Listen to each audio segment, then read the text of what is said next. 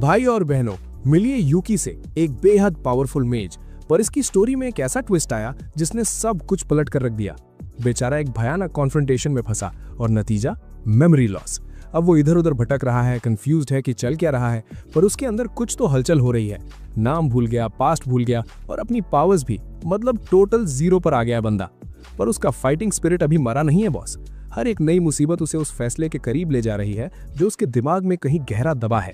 जो भी रास्ते में आएगा उसे ढेर कर देना है, भले ही उसे ये ना याद हो कि वो खुद कौन है। जब उसकी मेमोरी चली गई तो रूलर अहिद ने उसे वापस जमीन पर भेज दिया, जैसे उसे लाइफ में एक न्यू चांस दे रहे हों। उसके साथ एक गाइड है जिसका मिशन एकदम सिंपल है, यूकी की यादों को एक एक करके वापस लाना, बिना किसी प्रेशर के। कोकोरो, उसकी असिस्टेंट, उससे मिलने जा रही थी और उसके दिमाग में ढेर सारे सवाल चल रहे थे। तभी एक सुंदर सी खिड़की के पास से गुजरते वक्त, जो धूप में चमक रही थी, उसे एक बड़ा अजीब नजारा दिखा। यूकी एक पहाड़ी पर बेहोश पड़ा था।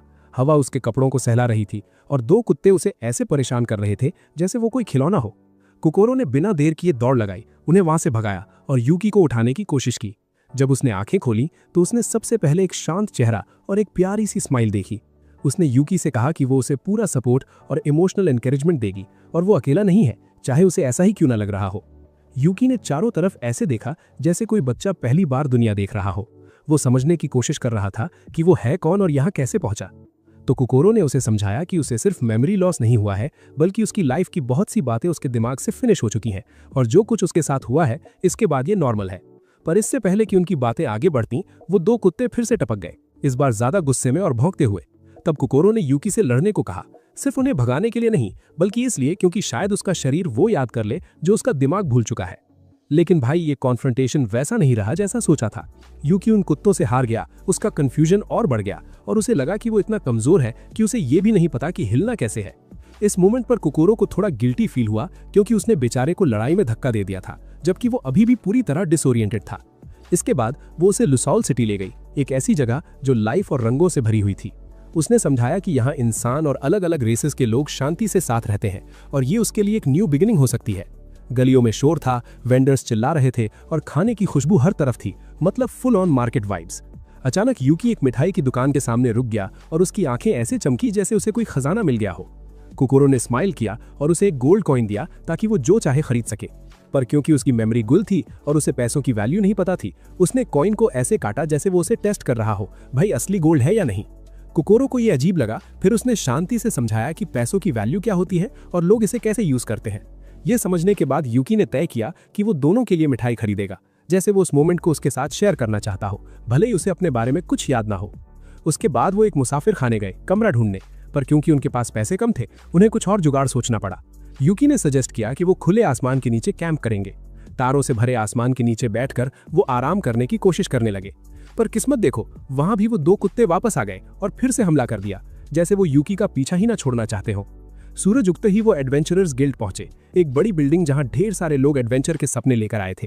क्रीम ने एक प्रोफेशनल स्माइल के साथ उनका स्वागत किया और उन्हें क्वेस्ट बोर्ड की तरफ ले गई, जहां ढेर सारे पेपर्स लगे थे। कोकोरो को लुसौल में एक ड्रैगन मारने की क्वेस्ट मिली और वो बहुत एक्साइटेड हो गई, पर कैरन ने उन्हें समझाया कि उनकी हालत देखते हुए ये काफी डिफिकल्ट है। इसके बजाय उसने अजीब रुइंस से मशरूम इकट्ठा करने की क्वेस्ट दी। ठीक उसी समय पेकोरीन नाम की एक लड़की झरने के नीचे नहा रही थी और पानी धूप में चमक रहा था। अचानक उसे दो लड़कों के रोने की आवाज आई। वो उनकी मदद के लिए भागी, पर पता चला कि एक तो मरने का नाटक कर रहा था और दूसरा एक मॉन्स्टर की तरफ इशारा कर रहा था जिसने उन पर हमला किया था। लेकिन जैसे ही वो मदद के लिए गई, उन्होंने मौका देखकर उसकी तलवार चुरा ली और वहां से 9-2-11 हो गए। वो बेचारी उनके पीछे भागी, जबकि वो दोनों लड़के घेटो रुइंस के पास एक झाड़ी में छुप गए। वो वहां से बचने की कोशिश ही कर रहे थे कि अचानक वहां कुछ अजीब होने लगा। थोड़ी देर बाद कोकोरो और यूकी भी उन रुइंस में पहुंच गए और वहां का सन्नाटा थोड़ा डरावना यानी अनसेटलिंग लग रहा था। उन पुराने पत्थरों और गिरती दीवारों के बीच शुरू होती है इनकी मशरूम हंटिंग। काफी देर ढूंढने के बाद उन्हें वहीं कहीं पेकोरीन मिल गई, पर बेचारे की हालत एकदम खस्ता थी। चेहरे पर साफ लिखा था कि भूख के मारे जान निकल रही है।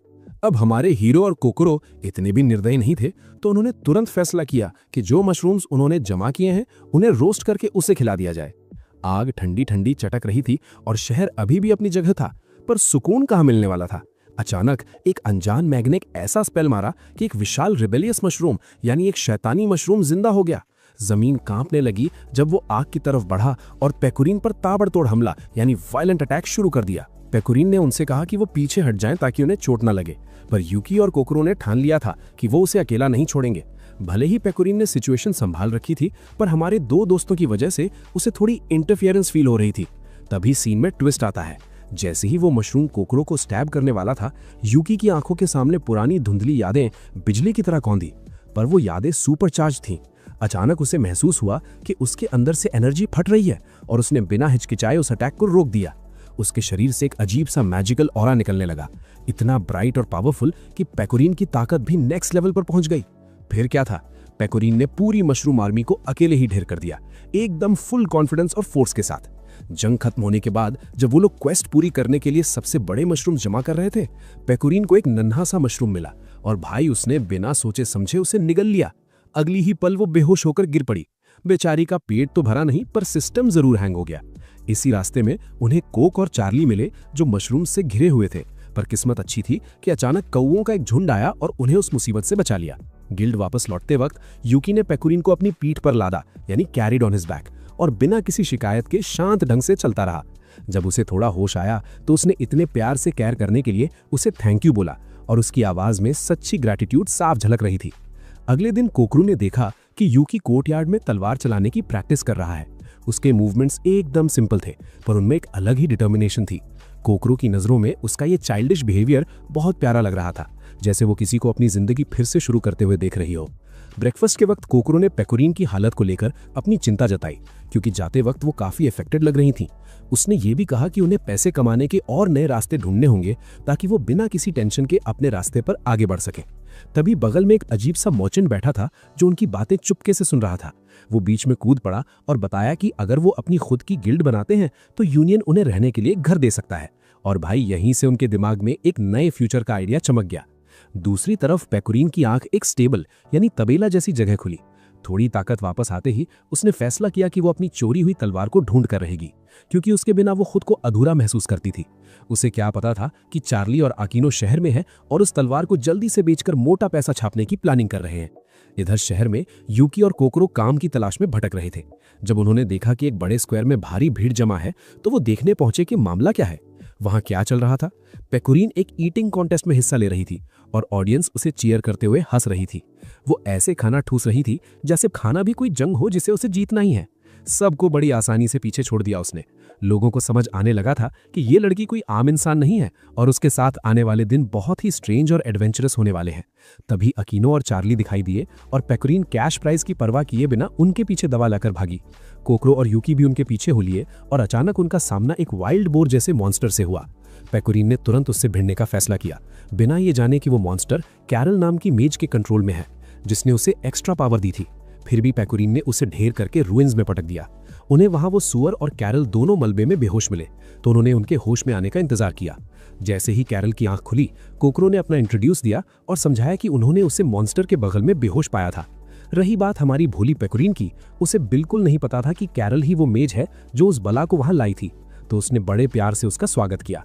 पर कैरल बेचारी तब चिढ़ गई जब पेकोरिन ने गरम चम्मच उसके मुंह में ठूसने की कोशिश की। वो लड़खड़ाते हुए खड़ी हुई और जब यूकी ने मदद करनी चाही तो उसने उसे धक्का दे दिया और गुस्से में बोली कि उसने कभी मदद मांगी ही नहीं थी। फिर वो बेचारी वहां से निकल ली, अपने आप से काफी चिड़ी हुई, क्योंकि जिस बंदे को उसे खत्म करना था उसी ने उसकी इतनी केयर की थी। उसे तो ये भी समझ नहीं आ रहा था कि वो खुद को पेकोरिन नाम से क्यों बुला रही है, जबकि वो जानती थी कि ये उसका असली नाम नहीं है। और अंदर ही अंदर उसने कसम खाई कि जैसे ही पहला मौका मिलेगा वो इसका कांटा निकाल देगी। एक पेड़ के पीछे छुपते हुए उसे याद आया कि पेकोरिन ने कहा था कि उसकी तलवार गायब है और वो उसके लिए बहुत ज्यादा कीमती चीज थी। ठीक उसी पल उसने पास ही काकी और चार्ली को देखा और भाई पेकोरिन की वही तलवार उन्हीं के पास थी। तभी अचानक एक ड्रैगन प्रकट हुआ और उन्हें लपक कर ले गया और इसी ने कैरल को पेकोरिन के करीब पहुंचने का परफेक्ट चांस दे दिया। तो वो वापस उसके पास गई और मदद ऑफर की ताकि पेकोरिन ने जो काइंडनेस दिखाई थी उसका बदला चुका सके। पेकोरिन ने उसे बताया कि उसे एक बीमार आदमी तक दवा पहुंचानी है, तो कैरल ने पूछा कि उसकी पहचान क्या है। उसने जवाब दिया कि उसके पास एक बड़ी सी तलवार है और फिर अचानक उसे याद आया कि उसे तो एक विशाल ड्रैगन उठाकर ले गया है। उस पॉइंट पर कोकरो को क्वेस्ट बोर्ड पर लगा वो नोटिस याद आया जिसमें एक ऐसे ड्रैगन का जिक्र था जो खजाने की तरफ खिंचा चला आता है, और कैरल ने कंक्लूजन निकाला कि पक्का वो तलवार देखकर ही आया होगा। पेकोरिन को डर लगने लगा कि कहीं आकिनो और चार्ली के साथ कुछ बुरा ना हो गया हो, क्योंकि तलवार उन्हीं के पास थी और उसने उन्हें बचाने का फैसला किया। तो कैरल उन्हें ड्रैगन की गुफा तक ले गई और फिर बोल दी कि भाई मैं इससे आगे नहीं जाने वाली। भले ही उसका इरादा उन्हें धोखा देने का था, पर पेकोरिन ने उसे इतने सच्चे दिल से थैंक यू बोला कि बेचारी थोड़ा शर्मा गई। कैरल के जाने के बाद ग्रुप ने उस ड्रैगन को देखा। तलवार उसके मुंह में थी और वो दोनों चोर उसकी पूंछ के अंदर फंसे हुए थे। मतलब क्या ही किस्मत है इनकी। तभी हमारा हीरो यूकी एंट्री मारता है और ड्रैगन के सामने अपना चोला लहराकर उसका ध्यान भटकाने लगता है, जबकि पेकोरिन उन चोरों को तसल्ली दे रही थी कि वो उन्हें बचा लेगी। ड्रैगन को गुस्सा आ गया और उसने अपने जबड़े यूकी पर कस दिए, जिससे वो एक मोमेंट के लिए डिस्ट्रैक्ट हो गया और पेकोरिन ने मौका देखकर उसकी पीठ पर छलांग लगा दी और उसके सर तक चढ़ गई। जैसे ही वो ऊपर पहुंची, कैरल वापस आई और अपना जादू चलाकर ड्रैगन को कंट्रोल करने लगी और फिर ऑर्डर दिया कि खत्म कर दो इस पेकोरिन को। ड्रैगन ने अपना सर एक पथरीली चट्टान से दे मारा और दूर उड़ने लगा, पर पेकोरिन ने तलवार को पकड़े रखा जो अभी भी उसके मुंह में फंसी थी। आखिर में उसकी पकड़ छूट गई, पर नीचे गिरने से ठीक पहले उसने अकीनो के घने बालों को पकड़कर खुद को बचा लिया। जब कैरल ने यह देखा तो उसने ड्रैगन का कंट्रोल लूज कर दिया और वो मॉन्स्टर पागलों की तरह खुद को झटकने लगा, ये सोचकर कि अब तो पेकोरिन का गेम ओवर तय है। पर यूकी ने अपने क्लोक का यूज करके ड्रैगन की आंखों को एक मोमेंट के लिए ढक दिया और इसी ने पेकोरिन को अपनी ताकत इकट्ठा करने और हवा में ही वार करने का चांस दे दिया। उसने अपनी पूरी जान लगाकर सीधा उसके सर पर हिट किया, जिससे ड्रैगन नीचे गिरा और सीधा कैरल के ऊपर ही क्रैश हो गया। लो कर लो बात, दुश्मन पर ही गिर गया। जैसे ही कैरल का जादू खत्म हुआ, ड्रैगन ने चोरों को छोड़ दिया और उस पर हमला करने ही वाला था, पर पेकोरिन अपनी तलवार लेकर उसकी ढाल बन गई। जैसे ही तलवार उसके हाथ में आई, उसके चारों तरफ एक पवित्र शक्ति चमकने लगी और उसने सिर्फ एक वार में उस ड्रैगन का कीमा बना दिया। जंग खत्म होने के बाद कोकरो ने यूकी के जख्मों का इलाज किया और रिक्वेस्ट की कि अगली बार इतने रेकलेस मत बनना। उसी वक्त पेकोरिन ने कैरल का हाथ पकड़ा और मदद के लिए शुक्रिया अदा किया। बेचारी को तो ये तक नहीं पता था कि वो तो शुरू से उसे एक जाल में फंसा रही थी। उस रात उन्होंने अकीनो और चार्ली को विदा किया और उसके बाद पेकोरिन ने कैरल को लंच पर बुलाया। कैरल ने अकड़ दिखाते हुए कहा कि उसे भूख नहीं है, पर उसके पेट की गुड़गुड़ ने उसकी पोल खोल दी, तो बेचारी को हाँ कहना ही पड़ा। थोड़ी देर में पेकोरिन बेहद खुश दिख रही थी, क्योंकि इतने लंबे टाइम तक अकेले सफर करने के बाद आखिरकार उसे दोस्त मिल गए थे, और यही वो बात थी जिससे कैरल को अपने बुरे प्लान के लिए गिल्टी फील होने लगा। पेकोरिन ने सजेस्ट किया कि उन्हें अपनी खुद की एक गिल्ड बनानी चाहिए ताकि वह साथ काम कर सकें और दुनिया का सबसे लजीज खाना ढूंढ सकें। कोकरो और यूकी तुरंत मान गए, पर जब उन्होंने ये आइडिया कैरल के सामने रखा तो वो बोली कि उसे किसी की मदद की जरूरत नहीं है और जाने लगी। फिर भी वो रुकी ताकि पेकोरिन का बनाया हुआ ओनिगिरी चख सके, और भाई उसका स्वाद देखकर तो वो एकदम सन्न रह गई, क्योंकि वो वाकई लाजवाब था। उसके बाद से कैरल हमेशा पेकोरिन की ताकत के बारे में सोचती रहती थी, पर उसे पूरा यकीन था कि वो कभी ना कभी उसकी वीकनेस ढूंढकर उसे एलिमिनेट कर ही देगी। अगले दिन उसने उसे ऑब्जर्व करना शुरू किया, पर उसे सिर्फ इतना पता चला कि ये लड़की एक अननेचुरल भूख के साथ ठूंसती है, फिर भी उसका फिगर एकदम परफेक्ट रहता है। भाई ये तो हर लड़की का सपना है। थोड़ी देर में कैरल को अकीनो और चार्ली मिले और उन्होंने उसे एक नए रेस्टोरेंट के बारे में बताया और मदद के बदले वहां दावत पर इनवाइट किया। इसी वक्त कोकरो गिल्ड एसोसिएशन गई और क्रीम से कहा कि वो एक नई गिल्ड रजिस्टर करना चाहती है। क्रीम ने इस आइडिया का बड़े उत्साह से स्वागत किया, पर कोकरो ने समझाया कि वो अभी सिर्फ एप्लीकेशन फॉर्म ले रही है, जब तक वो बाकियों को मना न ले। जब यूकी बाहर इंतजार कर रहा था, उसने देखा कि एक बीस्ट गर्ल अचानक उसके बगल में ढेर हो गई, तो वो तुरंत उसकी मदद के लिए भागा। बेचारी जोर जोर से हाँप रही थी और सांस ना ले पाने की वजह से यूकी को लगा कि शायद उसे भूख लगी है, तो उसने निकाला अपना पॉकेट स्नैक्स और उसे थोड़ा खाना दे दिया। उसी मोमेंट पर उसकी आंखों में एक अजीब सी लाल चमक दिखी। भाई ये कोई आम भूख नहीं लग रही थी। कोकोरो से मिलने के बाद यूकी पेकोरिन को ढूंढने निकल गया और उसने देखा कि हमारी स्पाई कैरल एक रेस्टोरेंट की खिड़की से चुपके से पेकोरिन को ताड़ रही है। यूकी और कोकोरो ने दबे पांव उसके पीछे जाकर उसे हेलो बोला, जिससे वो बेचारी एकदम हड़बड़ा गई। जब उन्होंने पूछा कि यहाँ क्या कर रही हो, तो उसने झूठ बोल दिया कि अरे मुझे भूख लगी थी तो बस कुछ जल्दी जल्दी खाने आई थी। कोकोरो ने तब उसे बताया कि पेकोरिन अंदर ही है और उसे अपने साथ डिनर करने के लिए इनवाइट किया। कैरल बेचारी बेमन से मान तो गई, पर जैसे ही वो लोग अंदर गए, उन्होंने देखा कि पेकोरिन, अकीनो और चार्ली तो ऐसे ठूस रहे थे जैसे सदियों से भूखे हों। जब वो वहां बैठे तो पेकोरिन ने नोटिस किया कि कैरल थोड़ी चिढ़ रही है, तो उसने अपने ही हाथ से उसे खिलाने की कोशिश की, पर भाई कैरल का तो पारा चढ़ गया। उसे समझ ही नहीं आ रहा था कि पेकोरिन उसके साथ इतना दोस्ती वाला बर्ताव क्यों कर रही है, जबकि वो तो यहाँ उसे खत्म करने आई थी। जब पेकोरिन ने उसे मेन्यू थमाया तो कैरल ने फिश एंड पोटैटोज ऑर्डर किया, पर रेस्टोरेंट में सारा माल खत्म हो चुका था। उसका गुस्सा और बढ़ने लगा और उसने गुस्से में पेकोरिन के गाल खींच दिए, क्योंकि वो अकेले ही सब साफ कर गई थी। तभी पेकोरिन ने एक बड़ा राज खोला, एक सीक्रेट मेन्यू जिसमें कीड़े मकोड़ों की वैरायटी थी। कैरल ये देखकर एकदम घिन खा गई और हालत तब और बिगड़ गई जब उसने देखा कि कोकोरो ने तो अपनी पोर्शन खत्म भी कर ली है और तारीफें कर रही है कि वाह क्या स्वाद है। अपनी इसी इरिटेशन के बीच पेकोरिन ने जबरदस्ती कैरल के मुंह में वो इंसेक्ट फूड ठूस दिया और शौक की बात ये थी कि बेचारी को स्वाद वाकई पसंद आ गया। उस पॉइंट पर पेकोरिन ने माफी मांगी कि उसने जरूरत से ज्यादा खा लिया और कहा कि दोस्तों के साथ होने की खुशी में वो थोड़ा बह गई और वादा किया कि अगली बार वो खुद पर कंट्रोल रखेगी। लेकिन कैरल अब भी कोल्ड बनी रही और जिद करने लगी कि वो कोई जानबूझकर उनके साथ नहीं आई थी और ये उनका आखिरी डिनर है। फिर भी पेकोरिन उसे ऐसे ही ट्रीट करती रही जैसे वो उसकी सच्ची दोस्त हो। तभी कोकोरो ने मौका देखकर गिल्ड का रजिस्ट्रेशन फॉर्म आगे बढ़ाया और पूछा कि क्या वो लोग उसे और यूकी को ज्वाइन करेंगे। पेकोरिन ने तो तुरंत कोकोरो को गले लगाया और यस बोल दिया, पर कैरल ने वही अपनी पुरानी रग पकड़ ली। उसने फिर से मना किया और वहां से निकल गई। पर बाहर जाकर वो इस बात से चिड़ी हुई थी कि वो उस लड़की के साथ खाना खाने के कितने करीब पहुंच गई थी जिसे उसे मारना था। उसका मुंह का स्वाद बदलने के लिए यूकी ने पास के पेड़ से कुछ फल तोड़े। ठीक तभी एक ब्लॉन्ड लड़की जिसके पास रसीले फल थे उसके पास आई और बड़े मिस्टीरियस ढंग से बोली कि ये शांति के दिन बहुत बोरिंग होते हैं, काश रूलर्स कुछ नया तमाशा शुरू करें। फिर उसने कैरल से पूछा कि क्या वो भी ऐसा ही सोचती है, पर कैरल ने साफ कह दिया कि उनके बीच कुछ भी कॉमन नहीं है और वहां से भाग ली।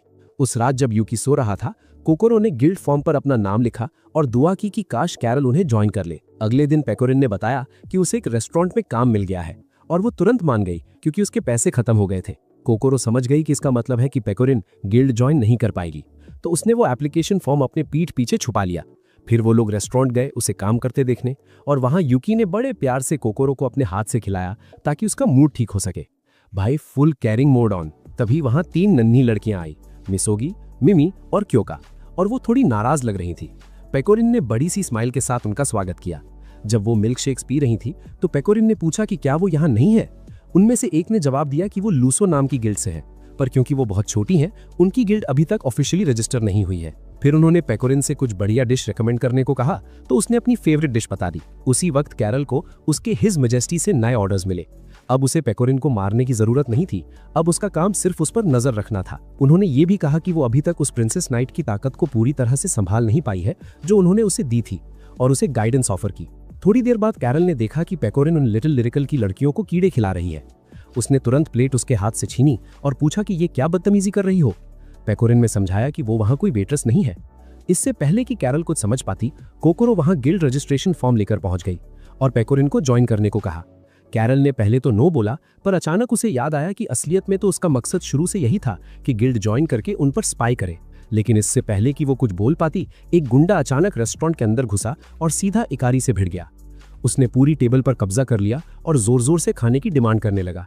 जब रेस्टोरेंट का ओनर उसके पास गया तो उसने 1 सेकंड में उसका हाथ तोड़ दिया, पर पेकोरिन उससे भिड़ने के बजाय अपने काम पर फोकस रही और बड़े शान ढंग से उसका ऑर्डर लेने पहुंच गई। भाई ये तो कस्टमर सर्विस का अलग ही लेवल है। पेकोरिन ने किचन में एंट्री मारी और बड़े ही शानदार स्किल्स के साथ अकेले खाना बनाना शुरू कर दिया, और थोड़ी ही देर में उसने उस गुंडे के सामने अपनी डिश सर्व कर दी। वो बंदा बिना चखे ही ये मानकर बैठा था कि वो उसे परेशान करके रहेगा और इस रेस्टोरेंट को बंद करवा के किसी दूसरी कंपीटिंग एस्टेब्लिशमेंट को फायदा पहुंचाएगा। पर जैसे ही वो खाना शुरू करने वाला था, कैरन ने उसे रोका और डिश पर थोड़ा नींबू निचोड़ने को कहा, और भाई नींबू पड़ते ही खाना एक अजीब तरह से चमकने लगा। जैसे ही उसने पहली बाइट ली, वो पूरी तरह हिल गया। उसका दिमाग कह रहा था कि बोल दे खाना बकवास है, पर अपने अंदर की लड़ाई के बाद उसने मान ही लिया कि ये उसकी जिंदगी की सबसे बेहतरीन डिश थी। पर अगले ही पल उसकी पुरानी जिद वापस आ गई। उसने प्लेट पटक दी और चिल्लाया कि टेस्ट एकदम घटिया है। मतलब हिपोक्रेसी की भी हद होती है। अब पेकोरिन का सब्र टूट गया। उसने अपना काइंड बिहेवियर साइड में रखा और उस बदतमीज को रेस्टोरेंट से बाहर फेंक दिया, और मन ही मन सोचने लगी कि शायद इन एडवेंचर्स ने उसे थोड़ा मैच्योर बना दिया है। इसके बाद कैरल ने वो गिल्ड रजिस्ट्रेशन फॉर्म उठाया और उस पर अपने साइन कर दिए, जिसके बाद क्रीम ने उन चारों के फॉर्म पर अप्रूवल की स्टैंप लगा दी। जब वो अपने नए गिल्ड हाउस की तरफ बढ़ रहे थे, पेकोरिन ने ऐलान किया कि उनका गोल दुनिया का सबसे लजीज खाना ढूंढना और उसे साथ मिलकर एंजॉय करना है, और आज से उन्हें गॉर्मे गिल्ड के नाम से जाना जाएगा। जब वो गिल्ड हाउस पहुंचे तो पेकोरिन नई एडवेंचर शुरू करने के लिए सुपर एक्साइटेड थी, पर पहले उस घर को रहने लायक यानी लिवेबल बनाना जरूरी था। उन्होंने क्रीम से पूछा कि ये घर इतना पुराना और कबाड़ सा क्यों दिख रहा है, तो उसने बड़ा स्मूथ जवाब दिया कि सारे साफ सुथरे घर खत्म हो चुके थे। पेकोरिन ने पूछा कि क्या इस घर में पहले कभी कुछ अजीब हुआ है, तो कैरल ने धीरे से फुसफुसाया कि शायद यहाँ भूत हो सकते हैं। कैरल की टेंशन देखने लायक थी, पर पेकोरिन ने कहा कि टेंशन की कोई बात नहीं है, भूत भी हमारे साथ डिनर ज्वाइन कर सकते हैं। भाई ये लड़की अलग ही लेवल की चिल है। खैर, जंगल में रहने से तो ये घर फिर भी बेहतर था। हालांकि कोकोरो ने सजेस्ट किया कि उन्हें इसे साफ और ऑर्गेनाइज करना चाहिए। सफाई करते करते अचानक पेकोरिन टेंशन में आ गई और बोली कि इस घर में एक बहुत ही सीरियस फ्लॉ यानी कमी है। सब इकट्ठा हुए और पूछा कि भाई क्या हुआ, तो उसने जवाब दिया कि इस घर में एक भी डाइनिंग टेबल नहीं है। किरिल ने कहा कि मार्केट से खरीद लेते हैं, पर पेकोरिन ने समझाया कि उनका गोल साथ बैठकर खाना है और टेबल उस सपने का सबसे जरूरी हिस्सा है, तो वो कोई रैंडम टेबल नहीं ला सकते। इसलिए उसने खुद अपने हाथों से एक परफेक्ट टेबल बनाने का फैसला किया। थोड़ी ही देर में उसने लकड़ी काटना शुरू कर दिया और कैरल बेचारी हैरानी से उसे देखती रह गई। इस बीच कोकोरो कैरल के पास आई और उसे सफाई जारी रखने को कहा, जबकि वो खुद घर के जरूरी सामान खरीदने निकल गई। कोकोरो के जाने के बाद कैरल ने घर का कोना कोना और हर दरार चेक की ताकि घर इंसेक्ट से फ्री रहे, और काम खत्म करके वो बाथरूम की टाइल्स चमकाने लगी। उधर कोकोरो शहर गई टेबलवेयर खरीदने, पर उसे पता चला कि उसके पास पैसे कम पड़ रहे हैं। तभी शियोरी नाम की एक ब्लॉन्ड लड़की ने उसे बताया कि मार्केट के प्राइसेस हमेशा हाई रहते हैं और बार्गेनिंग करना पॉसिबल है। इनकी बात पूरी होती उससे पहले ही शियोरी ने नोटिस किया कि उसका एक बंदा एक घोड़े के कंट्रोल में आ गया है, तो वो तुरंत बीच में कूदी और सिचुएशन को हैंडल किया। इसके बाद उस लड़की ने अपना इंट्रो दिया एज सैरन, और कोकोरो ने बताया कि वो एक मेड की तरह काम करती है। शियोरी ने सैरन से कहा कि कोकोरो सामान खरीदने आई है और उसे घर तक सामान पहुंचाने में मदद चाहिए होगी, तो सैरन ने अपनी कैरेज में सामान ले जाने का ऑफर दिया। घर की तरफ जाते वक्त दोनों को महसूस हुआ कि उनमें कुछ कॉमन है, यानी दोनों ही किसी और की सेवा करते हैं। कोकोरो ने कहा कि वो किस्मत वाली है क्योंकि उसका मास्टर बहुत काइंड है। सैरन ने बात आगे बढ़ाई और बताया कि वो काफी वक्त से शियोरी के साथ है और शियोरी कभी पैलेस नाइट्स की वाइस कमांडर हुआ करती थी, पर उसने वो रुतबा छोड़ दिया ताकि ऑर्फन्स की मदद कर सके। सैरन उसकी दयालु फितरत से इतनी इंप्रेस हुई कि उसने हमेशा उसके साथ रहकर मदद करने का फैसला कर लिया। ये सुनकर कोकोरो का दिल भर आया और उसने दुआ की कि एक दिन उसका और यूकी का रिश्ता भी ऐसा ही हो जाए। जब वो दोनों बातों में मगन थे, अचानक उन्हें एहसास हुआ कि वो जंगल में रास्ता भटक गए हैं और डर उनके अंदर घर करने लगा। कोकोरो ने शांति से कहा कि आसपास मॉन्स्टर्स हो सकते हैं, पर सैरन ने अपना आपा खो दिया और अपने गधे को फुल स्पीड में आगे भगाया। अंजाम ये हुआ कि वो ठोकर खाकर मुंह के बल गिरी और कोकोरो उसके पीछे भागी, पर गधा सामान लेकर 9-2-11 हो गया। अब बेचारियों के पास न पैसे बचे, न रास्ता पता था, और ऊपर से हमले का खतरा मंडरा रहा था। अचानक उन्हें पेड़ों के पीछे एक जानवर छिपा हुआ दिखा, तो कोकोरो ने सजेस्ट किया कि इसे पकड़ते हैं और अपनी गाड़ी खिंचवाते हैं। पर जैसे ही उसने रस्सी फेंकी, वो जानवर इंसानों की भाषा में बोलने लगा और दया की भीख मांगने लगा। थोड़ी गुफ्तगू के बाद उस लामा ने अपना इंट्रो दिया एज रेम्ट और बताया कि वो जंगल के पीछे अजाबित नाम के एक फार्म पर काम करती है। भाई, गधा सामान लेकर भाग गया और अब एक बोलने वाली लामा मिल गई है। जब उन्होंने समझाया कि हुआ क्या था, तो रेम्ट ने ऑफर किया कि वो गधे की जगह कैरेज खींच लेगी। भाई, ये लामा तो काफी हेल्पफुल निकली। इधर घर पर कैरल ने बाथरूम की सफाई खत्म कर ली थी और जब वो बाहर आई तो देखा कि पेकोरिन अभी भी उस डाइनिंग टेबल पर ही जुटी हुई है। इसके बाद वो अंदर गईं और यूकी से विंडो साफ करने में मदद मांगी।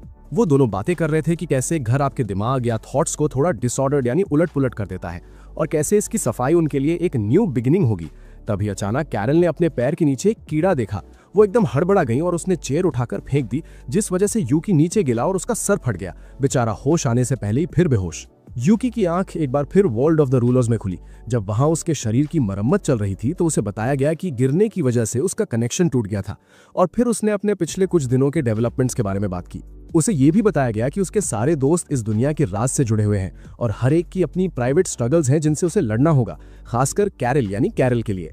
फिर उसे वार्न किया गया कि वो सावधान रहे क्योंकि उसका दुश्मन अब उसके वजूद से वाकिफ हो चुका है, और उन्होंने ये भी ऐड किया कि सही वक्त आने पर कोई उसकी मदद के लिए जरूर आएगा। फिर यूकी की आंख असली दुनिया में खुली और कैरल उसे सही सलामत देखकर फूली नहीं समाई, डिलाइटेड। इसके बाद वो बाहर गए तो देखा कि पेकोरिन ने डाइनिंग टेबल तैयार कर लिया है। उसने उनसे मदद मांगी ताकि टेबल अंदर ले जा सके, पर भाई वो टेबल तो मेन दरवाजे से भी ज्यादा चौड़ा निकला। नतीजा ये हुआ कि उन्हें उसे फिर से खोलना पड़ा। दूसरी तरफ रेम्ट जंगल के रास्ते कोकोरो और सरेन की कैरेज खींच रही थी, जब अचानक ढेर सारे हथियार बंद बैंडिट्स प्रकट हुए और उन्हें रोक लिया।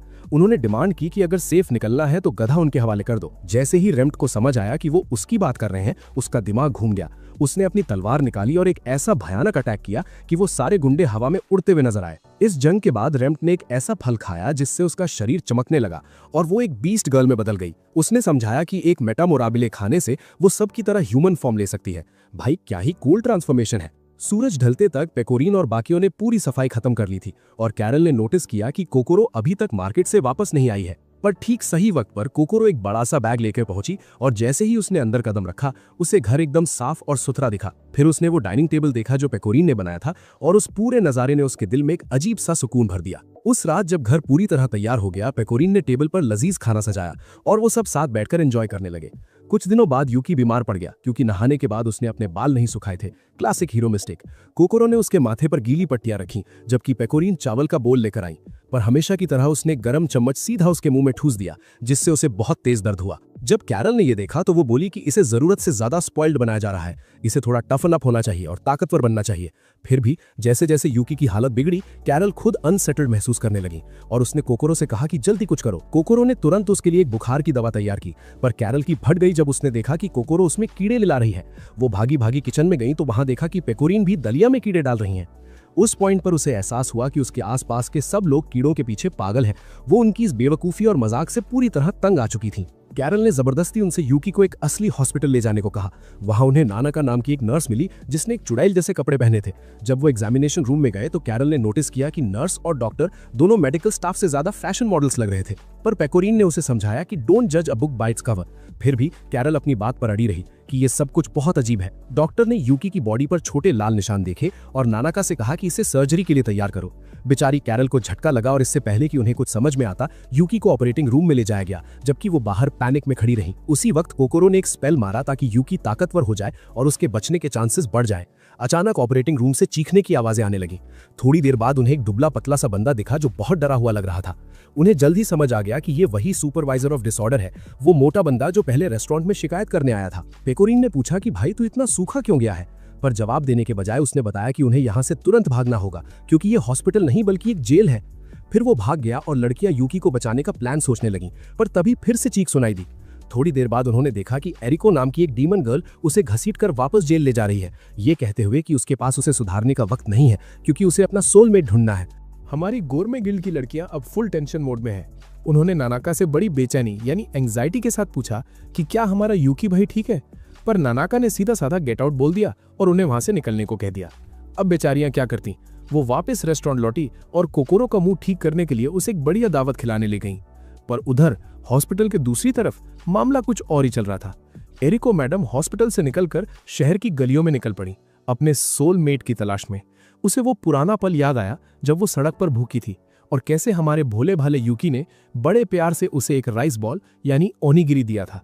बस तभी से उसने अपने दिमाग में ये बात बैठा ली कि वही उसका मिस्टर परफेक्ट है जिसके लिए वो बनी है।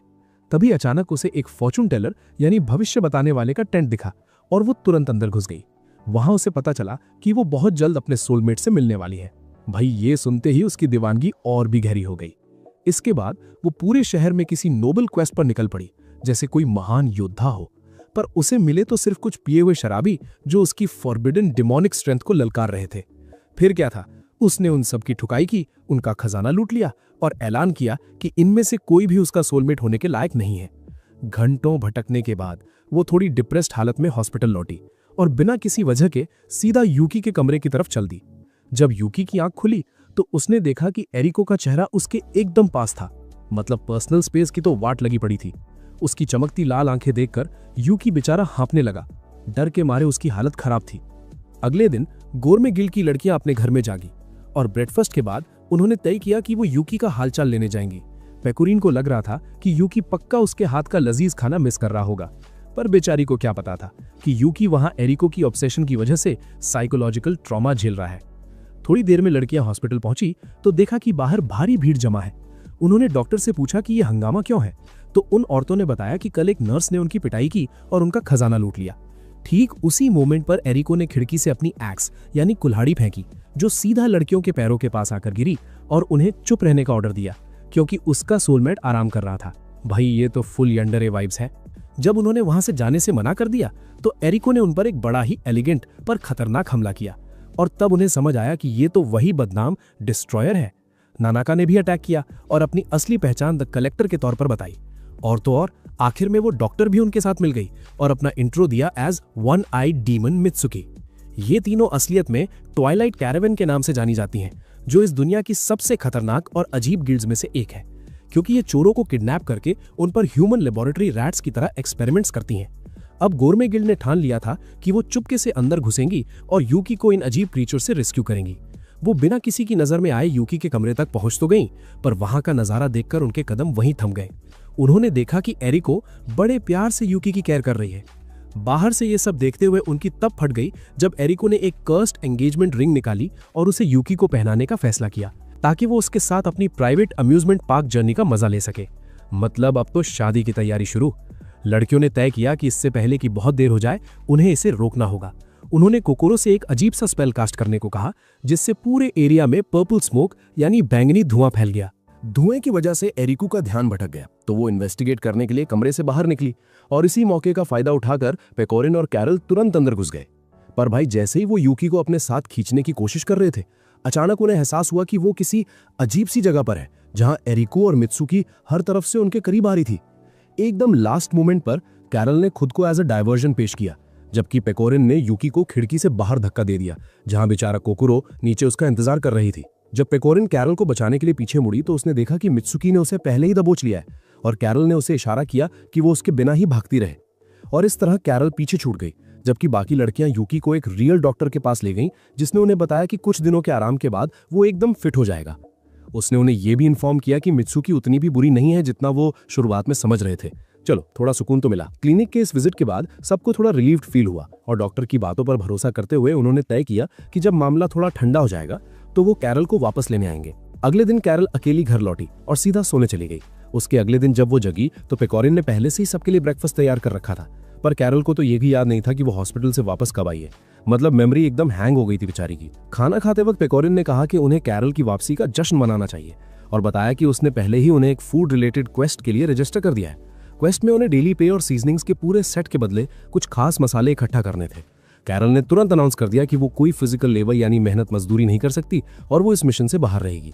पर तभी पेकोरिन रोना शुरू कर दिया, क्योंकि वो अपने पहले टुगेदर क्वेस्ट के लिए बहुत एक्साइटेड थी। जब कैरल ने सबका ऐसा रिएक्शन देखा तो आखिरकार उसने प्रेशर के सामने घुटने टेक दिए और बेमन से उनके साथ जाने के लिए राजी हो गई। थोड़ी देर में सब तैयार होकर निकल पड़े और पेकोरिन सबसे ज्यादा एक्साइटेड थी। लगभग 12 अलग अलग एनवायरनमेंट से गुजरने के बाद उन्होंने कैंप लगाने का फैसला किया और कैरल को जबरदस्ती मछली पकड़ने के लिए भेज दिया गया। भले ही उससे एक भी मछली नहीं फंसी, पर वो कोशिश करती रही, क्योंकि वो जानती थी कि अगर वो फेल हुई तो वो लोग उसे इंसेक्ट्स यानी कीड़े मकोड़े खिला देंगे। भाई ये डर बहुत भयानक है। रात को उसने आखिरकार हार मान ली तो कोकोरो ने कहा कि वो सब्जियों और मेंढकों का सूप बना सकते हैं। ठीक उसी पल यूकी ढेर सारे मेंढक लेकर पहुंच गई और कैरल पैनिक में चीखने लगी कि आज से मैं वेजिटेरियन बन रही हूँ। शुक्र है पेकोरिन एकदम बढ़िया पका हुआ बर्ड मीट लेकर लौटी और उन्हें वो डिनर दिया जिसके वो वाकई हकदार थे। खाना खाते वक्त उन्होंने नोटिस किया कि कोकोरो ने एक अजीब सा फल पकड़ा हुआ है और पेकोरिन ने बताया कि ये उन्हीं परिंदों के साथ आया था जो वो थोड़ी देर पहले लाई थी। क्योंकि वो फल एकदम रसीला और मीठा लग रहा था, सबने उसे दबाकर खाना शुरू कर दिया, बिना ये जाने कि ये उन्हें इंटॉक्सिकेटेड यानी नशे में डाल देगा। कैरल पर इसका असर सबसे पहले हुआ और थोड़ी ही देर में कोकोरो को छोड़कर सब अजीबोगरीब हरकतें करने लगे। जब सब सो गए तो कोकोरो पूरी रात जागकर उन पर पहरा दे रही थी और वो बहुत खुश थी कि उसे इतने प्यारे और वंडरफुल लोग मिले हैं। अगले दिन जब कैरल जगी तो उसका सर एकदम चकरा रहा था, तो कोकोरो ने उसे चेहरा धोने के लिए गीला टॉवल थमा दिया। अचानक उन्होंने नोटिस किया कि एक मॉन्स्टर यूकी को उठाकर ले जा रहा है और देखते ही देखते हर तरफ पैनिक फैल गया। जैसे ही वो मॉन्स्टर जंगल के बीच से भाग रहा था, उसे एक तीर लगा और वो गिर पड़ा, जिस वजह से यूकी सीधा एक पेड़ से जा टकराया। जब उसे होश आया तो उसने देखा कि एक छोटा सा पेड़ का थुंड उससे बातें कर रहा है, जो कि यूकी के पॉइंट ऑफ व्यू से बेहद अजीब था। और जब यूकी ने उस थुंड को पकड़कर जोर जोर से हिलाना शुरू किया तो पेड़ों के पीछे से एक एल्फ आर्चर निकल कर आई और उसने रिक्वेस्ट की कि उसके साथी के साथ थोड़ा जेंटल रहे। उसने अपना इंट्रो आवी के तौर पर दिया और समझाया कि उसने उस थुंड को अपना दोस्त बनाया है, क्योंकि उसका कोई असली दोस्त नहीं है। आवी के पास प्लांट्स और एनिमल्स से बात करने की एबिलिटी थी, पर उसे अभी भी इंसानों से निपटना नहीं आता था। और जब वो अपने अकेलेपन के बारे में बातें कर रही थी, यूकी फ्रेंड्स शब्द के मतलब के बारे में सोचने लगा, जिससे उसने कंक्लूड किया कि यूकी भी एक दोस्त की तलाश में है। फुल एंथुसियाज्म के साथ उसने सजेस्ट किया कि उन्हें साथ मिलकर दोस्त ढूंढने चाहिए और फिर उसने उनके साथ एक टीम बनाई जिसका नाम रखा फेयरवेल टू लोनलीनेस टीम। इधर यूकी बेचारा कंफ्यूजन में खड़ा सोच रहा था कि क्या ये लड़की अजीब फितरत के साथ पैदा हुई है या फिर कल रात इसने भी जरूरत से ज्यादा जूस पी लिया था। तभी पेकोरिन और बाकी सब उसे ढूंढते हुए वहां पहुंच गए और यूकी ने उन्हें बताया कि आओई ने ही उसकी जान बचाई है।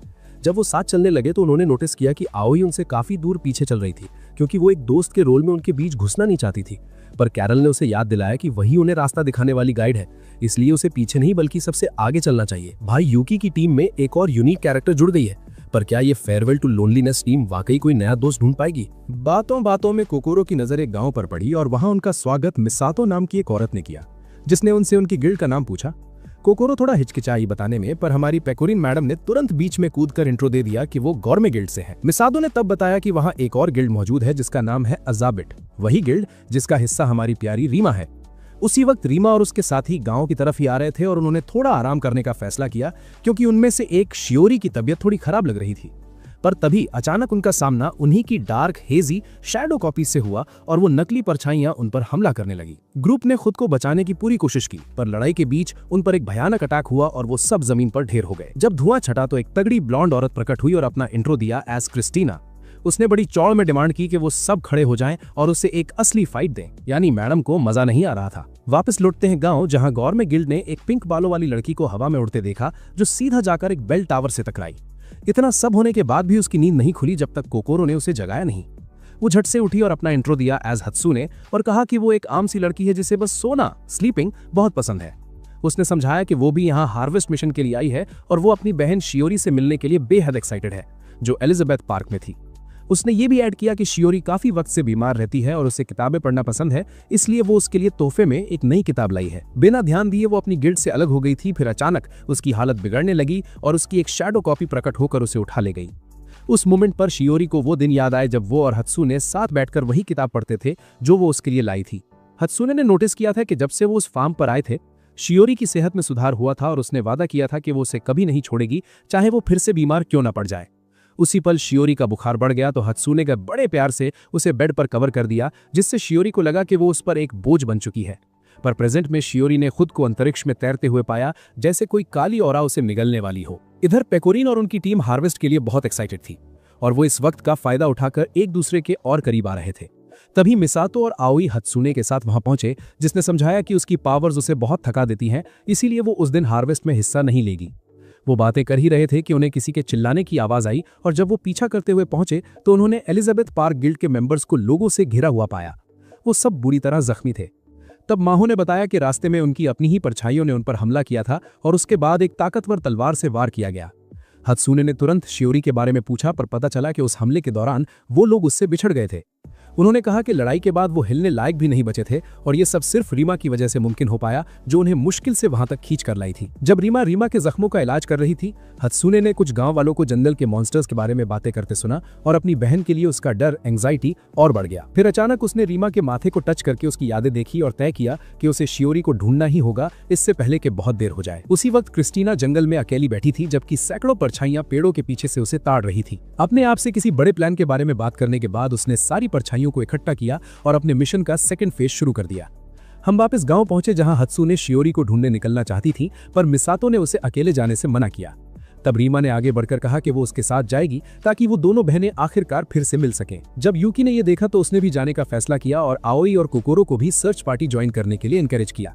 और जब पेकोरिन ने कैरल से पूछा क्या वो उनके साथ चलेगी, तो उन्होंने नोटिस किया कि कैरल मैडम तो पहले ही वहां से 9-2-11 हो गई है।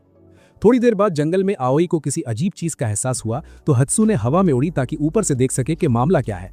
अचानक उस पर एक बेहद ताकतवर अटैक हुआ और भले ही उसने उसे ब्लॉक कर लिया, पर वो कंट्रोल खोकर नीचे गिरने लगी। जब वो जमीन पर गिरी तो उसने वहां एक अकेला तीर पड़ा देखा और जब वो पीछे मुड़ी तो उसने देखा कि शियोरी एक डरावने एक्सप्रेशन के साथ उसकी तरफ बढ़ रही है।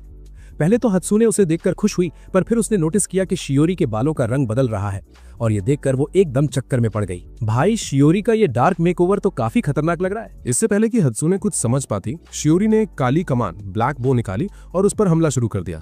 भाई, सगी बहन पर निशाना। अगले ही पल एक भयानक धमाका हुआ जिसने पूरे जंगल को हिलाकर रख दिया। जब कोकोरो और बाकी सब वहां पहुंचे तो उन्होंने हत्सुने को अकेला बैठा पाया। बेचारी फूट फूट कर रो रही थी। उसे समझ ही नहीं आ रहा था कि उसकी अपनी प्यारी बहन उसे चोट पहुंचाने की कोशिश कैसे कर सकती है। तब हमारे हीरो यूकी ने आगे बढ़कर उसका हौसला बढ़ाया। तब जाकर उसने तय किया कि वो एक बार फिर अपनी बहन का सामना करेगी। उसी वक्त हमारी कैट गर्ल कैरल दुश्मन के लिए एक स्पाई का काम कर रही थी। उसे जंगल में होने वाली हर एक हलचल का पता था, पर बेचारी अपने फर्ज और दोस्ती के बीच बुरी तरह फंसी हुई थी। एक तरफ उसकी क्वीन के लिए लॉयल्टी और दूसरी तरफ पेकोरिन के साथ बिताए वो स्वीट मोमेंट्स। उसका मिशन तो सिर्फ पेकोरिन पर नजर रखना था, पर इन परछाइयों को देखकर उसे समझ आ गया कि ये पूरा गांव तबाह हो जाएगा। अचानक पेकुरिन ने उसे ढूंढ लिया और भागती हुई उसके पास आई, ये कहते हुए कि उसने कैरल के चेहरे पर उदासी नोटिस की है और वो उसे चीयर अप करने आई है। कैरल बेचारी शर्मा गई और हमेशा की तरह उस पर चिल्लाने लगी, पर पेकुरिन तो बस खुश थी कि कैरल वापस अपने पुराने सुंडरे अवतार में आ गई है। इसके बाद पेकुरिन ने उसे शियोरी को ढूंढने में मदद करने को कहा, पर तभी गांव वालों की चीखें सुनाई दी और माहौल एकदम सीरियस हो गया। पता चला कि परछाइयां गांव में घुस चुकी हैं और सबको निगलने वाली हैं। शुक्र है पेकुरिन वहां थी उनका सामना करने के लिए, पर सबसे बड़ा खतरा तो शियोरी थी, जो पूरी तरह कंट्रोल में थी, अपने दिमाग से भी और अपनी उस काली कमान से भी। जब पेकुरिन को परछाइयों ने घेर लिया तो बाकियों ने वापस जाकर उसकी मदद करने का सोचा, पर तभी क्रिस्टीना की अचानक एंट्री ने उनके कदम रोक दिए। रीमा ने तुरंत सबको वार्न किया कि सावधान रहो, क्योंकि ये वही औरत थी जिसने पहले उनकी टीम पर हमला किया था। बिना एक सेकंड सोचे क्रिस्टीना किसी तूफान की रफ्तार से आगे बढ़ी और हत्सुने को चीरने ही वाली थी, पर यूकी ने बीच में कूदकर उस अटैक को ब्लॉक कर दिया। फिर भी क्रिस्टीना ने एक ऐसी टेक्निक यूज की जिससे उसकी तलवार यूकी के आर पार निकल गई। किस्मत अच्छी थी कि कोकोरो ने तुरंत उसकी डिफेंस को रीइंफोर्स कर दिया, जिस वजह से यूकी उस डायरेक्ट स्ट्राइक से बच गया। पर इम्पैक्ट इतना तेज था कि यूकी बेहोश हो गया और उसकी आंख फिर से वर्ल्ड ऑफ द रूलर्स में खुली। वहां उस लड़की ने उसे समझाया कि कोकोरो और बाकी सब इस दुश्मन के सामने बहुत कमजोर हैं और वो सब मारे जाएंगे। यूकी ने उससे गिड़गिड़ाकर तुरंत वापस भेजने को कहा, पर उसने उसकी रिक्वेस्ट को अनसुना कर दिया और बताया कि वो क्रिस्टीना से पहले भी कई बार लड़ चुकी है। उसने ये भी ऐड किया कि वो अभी इस मटेरियल वर्ल्ड यानी असली दुनिया में दखल देने के लिए तैयार नहीं है, इसलिए अपने दोस्तों को बचाने की पूरी जिम्मेदारी अब सिर्फ यूकी के कंधों पर है। फिर उसने बताया कि बचने का सिर्फ एक ही रास्ता है, उसे अपनी प्रिंस ऑफ नाइट एबिलिटी को जगाना होगा, वही ताकत जो उसके पास मेमोरी लॉस से पहले थी। उसने यूकी से कहा कि वो अपने पुराने दिनों को याद करे जब वो साथ में एडवेंचर्स पर जाते थे, और फिर उसे वापस भेज दिया। उधर असली दुनिया में क्रिस्टीना सबका काम तमाम करने ही वाली थी, पर तभी यूकी जागा और उसने एक ऐसी पावर एक्टिवेट की जिसने उसके सारे साथियों को सुपर स्ट्रेंथ दे दी। जैसे ही वो पहले से कहीं ज्यादा ताकतवर हुए, रीमा ने एप्पल खाया और अपने ह्यूमन फॉर्म में आकर क्रिस्टीना पर हमला बोल दिया। आओई ने दूर से अपने निशानेबाजी से सपोर्ट किया, जबकि हत्सुने ने एक पूरा स्टार बॉम्ब उस पर ताक दिया। जब धुआं छटा तो यूकी ने आगे बढ़कर क्रिस्टीना से तलवारें टकराईं। क्रिस्टीना दंग रह गई स्टन कि यूकी के सिर्फ एक एनहांसमेंट ने आम लोगों को सुपर हीरोज में बदल दिया था। पर भाई, इतना सब होने के बाद भी क्रिस्टीना उन सब से कहीं ज्यादा पावरफुल थी। फिर भी उसने यूकी की ताकत को एक्नॉलेज किया और रिस्पेक्ट के तौर पर उन्हें जिंदा छोड़ने का फैसला किया। जाने से पहले उसने हत्सुने को वार्न किया कि उसकी बहन बहुत जल्द परछाइयों में खो जाएगी, और ये सुनते ही हत्सुने पागलों की तरह उसे ढूंढने निकल पड़ी। गांव में पेकुरिन परछाइयों के झुंड से अकेली लड़ रही थी, जबकि कैरल दूर से ये सब देख रही थी। कैरल को अपना मिशन याद आया कि उसे सिर्फ ऑब्जर्वेशन करना है, पर वो अपने ऑर्डर्स और पेकुरिन की दोस्ती के बीच बुरी तरह फंसी हुई थी। जब परछाइयां पेकुरिन पर भारी पड़ने लगी तो कैरल ने अचानक एक भयानक धमाके के साथ एंट्री मारी और मजाक में कहा कि पेकुरिन, बैटलफील्ड पर इतनी आलसी मत बनो। इसके बाद उसने अपनी ट्रू पावर दिखाई और एक ऐसा एक्सप्लोजन किया जिससे पूरी जगह धुआं और मिट्टी से भर गई। इस बीच हत्सुने शियोरी तक पहुंच गई और उसके माथे को टच करके उसकी यादें देखीं और उसे उस वक्त पीछे खींच लिया जब परछाइयां उसे निगलने ही वाली थी। उसने शियोरी से वापस आने की भीख मांगी, पर शियोरी बोली कि वो वहीं रहना चाहती है क्योंकि वो खुद को उस पर एक बोझ समझती है। तब हत्सुने ने बड़े प्यार से उसके गाल खींचे और कहा कि तू कोई बोझ नहीं है, बल्कि मेरी वही प्यारी छोटी बहन है जो हमेशा मेरा हौसला बढ़ाती है। हात्सुने ने शियोरी को उसकी वही पुरानी कसम याद दिलाई कि वो उसे कभी छोड़कर नहीं जाएगी। पर भाई, इमोशनल बातें चल ही रही थी कि तभी एक जाइगेंटिक साइकोलॉजिकल मॉन्स्टर वहां प्रकट हो गया, जो उन दोनों को निगलने के लिए तड़प रहा था। हात्सुने को रियलाइज हुआ कि उसके पास इतनी एनर्जी नहीं बची है कि वो अकेले इस बला से लड़ सके, इसलिए शियोरी ने खुद मैदान में उतरने का फैसला किया। उसने अपनी कमान यानी बो समन की और अपनी बहन के सपोर्ट के साथ एक एन्चेंटेड एरो छोड़ा, जो उस मॉन्स्टर के आर पार निकल गया और उसे शियोरी की बॉडी से बाहर खींच लाया। जैसे ही वो मॉन्स्टर बाहर निकला, कैरल और पेकुरिन ने अपनी पावर्स कंबाइन की और उसका नामो निशान मिटा दिया। ऐसा करके कैरल ने यह साफ कर दिया कि अब उसकी लॉयल्टी सिर्फ पेकुरिन और उसके दोस्तों के लिए है। उधर रीमा और बाकी लोग शियोरी को सही सलामत देखकर सुकून की सांस लेने लगे। हालांकि शियोरी ने बड़े धीरे से उन्हें आवाज कम करने को कहा, क्योंकि हात्सुने आराम कर रही थी। भाई, सिस्टरली लव देख रहे हो। वक्त गुजरता गया और कोकोरो और गोरमे गिल्ड ढेर सारी अलग अलग क्वेस्ट्स करने लगे और कई एडवेंचर से गुजरे। यहाँ तक कि गिल्ड एसोसिएशन उनकी तारीफें करते नहीं थकती थी। एक फार्मिंग मिशन के दौरान उन्होंने खेत ढूंढने के बाद थोड़ा ब्रेक लिया ताकि वो राइस फील्ड्स का नजारा लेते हुए राइस बॉल्स एंजॉय कर सकें। उन्होंने उन जंगली सुअरों यानी वाइल्ड बोर्स और परिंदों के बारे में बात की जो फसलों को बर्बाद कर रहे थे, और पेकुरिन ने बड़े कॉन्फिडेंस से कहा कि उनका काम ये इंश्योर करना है कि ऐसा फिर कभी ना हो। बदले में उन्हें ढेर सारा ताज़ा चावल यानी फ्रेश राइस मिलने वाला था। पर कैरल मैडम थोड़ी चिढ़ गईं, क्योंकि उनके सारे रिवॉर्ड सिर्फ खाने के आसपास ही घूमते रहते थे। बेचारी को अब थोड़ा रियल मनी चाहिए था चेंज के लिए। रही बात हमारी कोकोरो की, उसने कहा कि उन्हें फार्मर्स की मदद पर फोकस करना चाहिए और इसलिए उसने यूकी के साथ मिलकर एक स्केयरक्रो यानी बिजुका बनाया। कैरल अभी भी यही सोच रही थी कि उन्हें बेहतर रिवॉर्ड्स वाली क्वेस्ट्स चुननी चाहिए, पर आखिर में वो तब खामोश हो गई जब कैरल ने उसके मुंह में एक लजीज राइस बॉल ठूस दिया। भाई, खाना ही इसका आखिरी इलाज है। इसके बाद कैरल को पैलेस में हर मैजेस्टी को रिपोर्ट देने वाला वो पल याद आया जहां वो उन्हीं परछाइयों से घिरी हुई थी जिन्हें उसने पहले तबाह किया था। हर मैजेस्टी ने उस बात को नजरअंदाज कर दिया क्योंकि उन्हें अटैक के बारे में पहले इन्फॉर्म नहीं किया गया था, और फिर कैरल को ऑर्डर दिया कि वो यूकी पर कड़ी नजर रखें। स्केयरक्रो सेट करने के बाद पूरा ग्रुप एक नई क्वेस्ट की तलाश में एडवेंचरस गिल्ड पहुंचा। जैसे ही पेकोरिन ने एक ऐसी क्वेस्ट देखी जिसका रिवॉर्ड फिश था, उसकी आंखों में चमक आ गई, पर कैरल ने उसे तुरंत रिजेक्ट कर दिया। शौक देखो। उसी वक्त यूकी की नजर एक नोटिस पर पड़ी जिसमें कोई ऐसे लोगों को ढूंढ रहा था जो उन्हें प्रॉपर गिल्ड की तरह काम करना सिखा सके और बदले में ढेर सारे अनस्पेसिफाइड रिवॉर्ड्स का वादा था। कोकोरो उनके पास आई और वार्न किया कि इस क्वेस्ट को एक्सेप्ट मत करना क्योंकि ये ऑफिशियली अप्रूव नहीं है। उसने समझाया कि वो जितनी बार भी वो नोटिस वहां से हटाते हैं, अगले दिन एक नया नोटिस वहां टपक जाता है। ग्रुप ने उसकी बात को इग्नोर करने का फैसला किया, पर यूकी ने गिल्ड हॉल से निकलते वक्त वो नोटिस अपने पास रख लिया। इस बीच उन्होंने देखा कि लूसो गिल्ड की लड़कियां ऐसे प्रिटेंड कर रही हैं जैसे वो किसी मुसीबत में हो। कैरल ने तुरंत ताड़ लिया कि ये सब नौटंकी है और इग्नोर करने को कहा, पर उन लड़कियों ने उनका रास्ता रोक लिया और अपनी परफॉर्मेंस जारी रखी जैसे वो किसी का भी ध्यान खींचने के लिए गिड़गिड़ाती हो। तभी मिसुगी ने यूकी के हाथ में वो नोटिस देखा और पूछा कि क्या वो उनकी मदद करने में इंटरेस्टेड है। इसके बाद जब वो एक रेस्टोरेंट में बैठे थे तो लिटिल लिरिकल की लड़कियों ने माना कि वो एक मेंटोर की तलाश में है क्योंकि उन्हें बिल्कुल आइडिया नहीं है कि गिल्ड की तरह काम कैसे करते हैं। कैरल को ये बात बिल्कुल हजम नहीं हुई और उसने पूछा कि वो एक ऑफिशियल मीटिंग में 3 ऑड लिटिल क्रीचर्स की तरह क्यों बिहेव कर रही हैं, जिस पर क्योका ने जवाब दिया कि वो लैंडसोल की शांति को प्रोटेक्ट करना चाहती हैं। इन बातों ने गोरमे गिल्ड के मेंबर्स को अपने असूलों पर सोचने पर मजबूर कर दिया, क्योंकि अब तक वो सिर्फ खाने और पैसे के बारे में सोचते थे। उन्हें थोड़ा गिल्टी फील हुआ और इसीलिए वो लिटिल लिरिकल की मदद करने के लिए राजी हो गए। उस रात उन्होंने प्लानिंग शुरू की कि कैसे उन लड़कियों को अकेले क्वेस्ट्स एक्सेप्ट करने का एक्सपीरियंस दिलाया जाए। कैरल को उस मैप पर शक था जो उनके लिए बनाया गया था, पर कोकोरो ने उसे समझाया कि वो खुद को अंडर एस्टिमेट ना करे क्योंकि वो बहुत काइंड है और एक स्किल्ड टीचर भी है। उस वक्त पेकोरिन कुछ बना रही थी और जब उन्होंने पूछा कि क्या चल रहा है तो उसने कहा कि ये कल ही पता चलेगा। रही बात यूकी की, वो खजाना तैयार कर रहा था जो लड़कियों को उनकी जर्नी के एंड में मिलने वाला था ताकि उन्हें सेंस ऑफ अकम्प्लिशमेंट महसूस हो। अगले दिन पेकोरिन ने लिटिल लिरिकल की लड़कियों को इकट्ठा किया और किसी स्ट्रिक्ट गेम इंस्ट्रक्टर की तरह बिहेव करने लगी जिसे कोई पसंद नहीं करता। उसने उन्हें उस एरिया का मैप दिखाया जिस पर खजाने की लोकेशन पर एक बड़ा सा एक्स बना था। ये इंश्योर करने के बाद उनके पास जर्नी के लिए बेसिक सामान है, उसने उन्हें यूकी के साथ क्वेस्ट पूरी करने भेज दिया। कैरल मन ही मन सोच रही थी कि क्या वो वाकई सही सलामत रहेंगे, क्योंकि यूकी गाइड से ज्यादा एक बर्डन लग रहा था। पर पेकोरिन को पूरा भरोसा था कि मैप को इतना सिंप्लीफाई कर दिया गया है कि वो बेचारा भी उसे समझ लेगा। जब ग्रुप एक फोक इन द रोड यानी दोराहे पर पहुंचा तो लिटिल लिरिकल की लड़कियों ने पूछा कि किस रास्ते जाना है और यूकी की मदद मांगी, पर अंजाम वही हुआ, यूकी ने उन्हें गलत रास्ते पर भेज दिया। भाई, यूकी ने तो पहले ही मोड़ पर रायता फैला दिया है। फिर भी पेकोरिन और बाकी सब ने तय किया कि वो मामले में इंटरफेयर नहीं करेंगे। भाई, इनका टफ लव तो देखो। जैसे ही वो जंगल के रास्ते आगे बढ़े, उन पर नन्हे मकड़ों यानी स्मॉल स्पाइडर्स ने हमला कर दिया, जिससे बेचारी बच्चियां बुरी तरह डर गईं। इस सारी अफरा तफरी के बीच कोकोरो ने चुपके से यूकी से कहा कि उसने लड़कियों को गलत रास्ते पर भेज दिया है, और जब लिटिल लिरिकल पीछे मुड़ी तो यूकी ने उन्हें एक और रॉन्ग रोड पर भेज दिया। मतलब हमारा हीरो आज full on direction less mode में था। नतीजा ये हुआ कि पेकोरिन ने अपना सीक्रेट कार्ड यूज करने का फैसला किया ताकि उन्हें सही रास्ते यानी करेक्ट रूट पर लाया जा सके। थोड़ी देर बाद लिटिल लिरिकल की टीम का सामना पेकोरिन से हुआ, जो एक मैस्कॉट मॉन्स्टर का भेस बदले हुए थी। उसने उन्हें वार्न किया कि आगे मत जाओ क्योंकि रास्ता भूत प्रेतों से भरा है। पर भाई, पिछली लड़ाई के बाद लड़कियों का कॉन्फिडेंस इतना बढ़ गया था कि उन्होंने उल्टी पेकोरिन की ही थुकाई कर दी। जब वो और आगे बढ़े तो कैरल ने नोटिस किया कि वो असली रास्ते से और भी ज्यादा भटक गए हैं, और ठीक उसी पल एक असली मॉन्स्टर ने आकर यूकी को काट लिया। बेचारा, हर बार बलि का बकरा यही बनता है।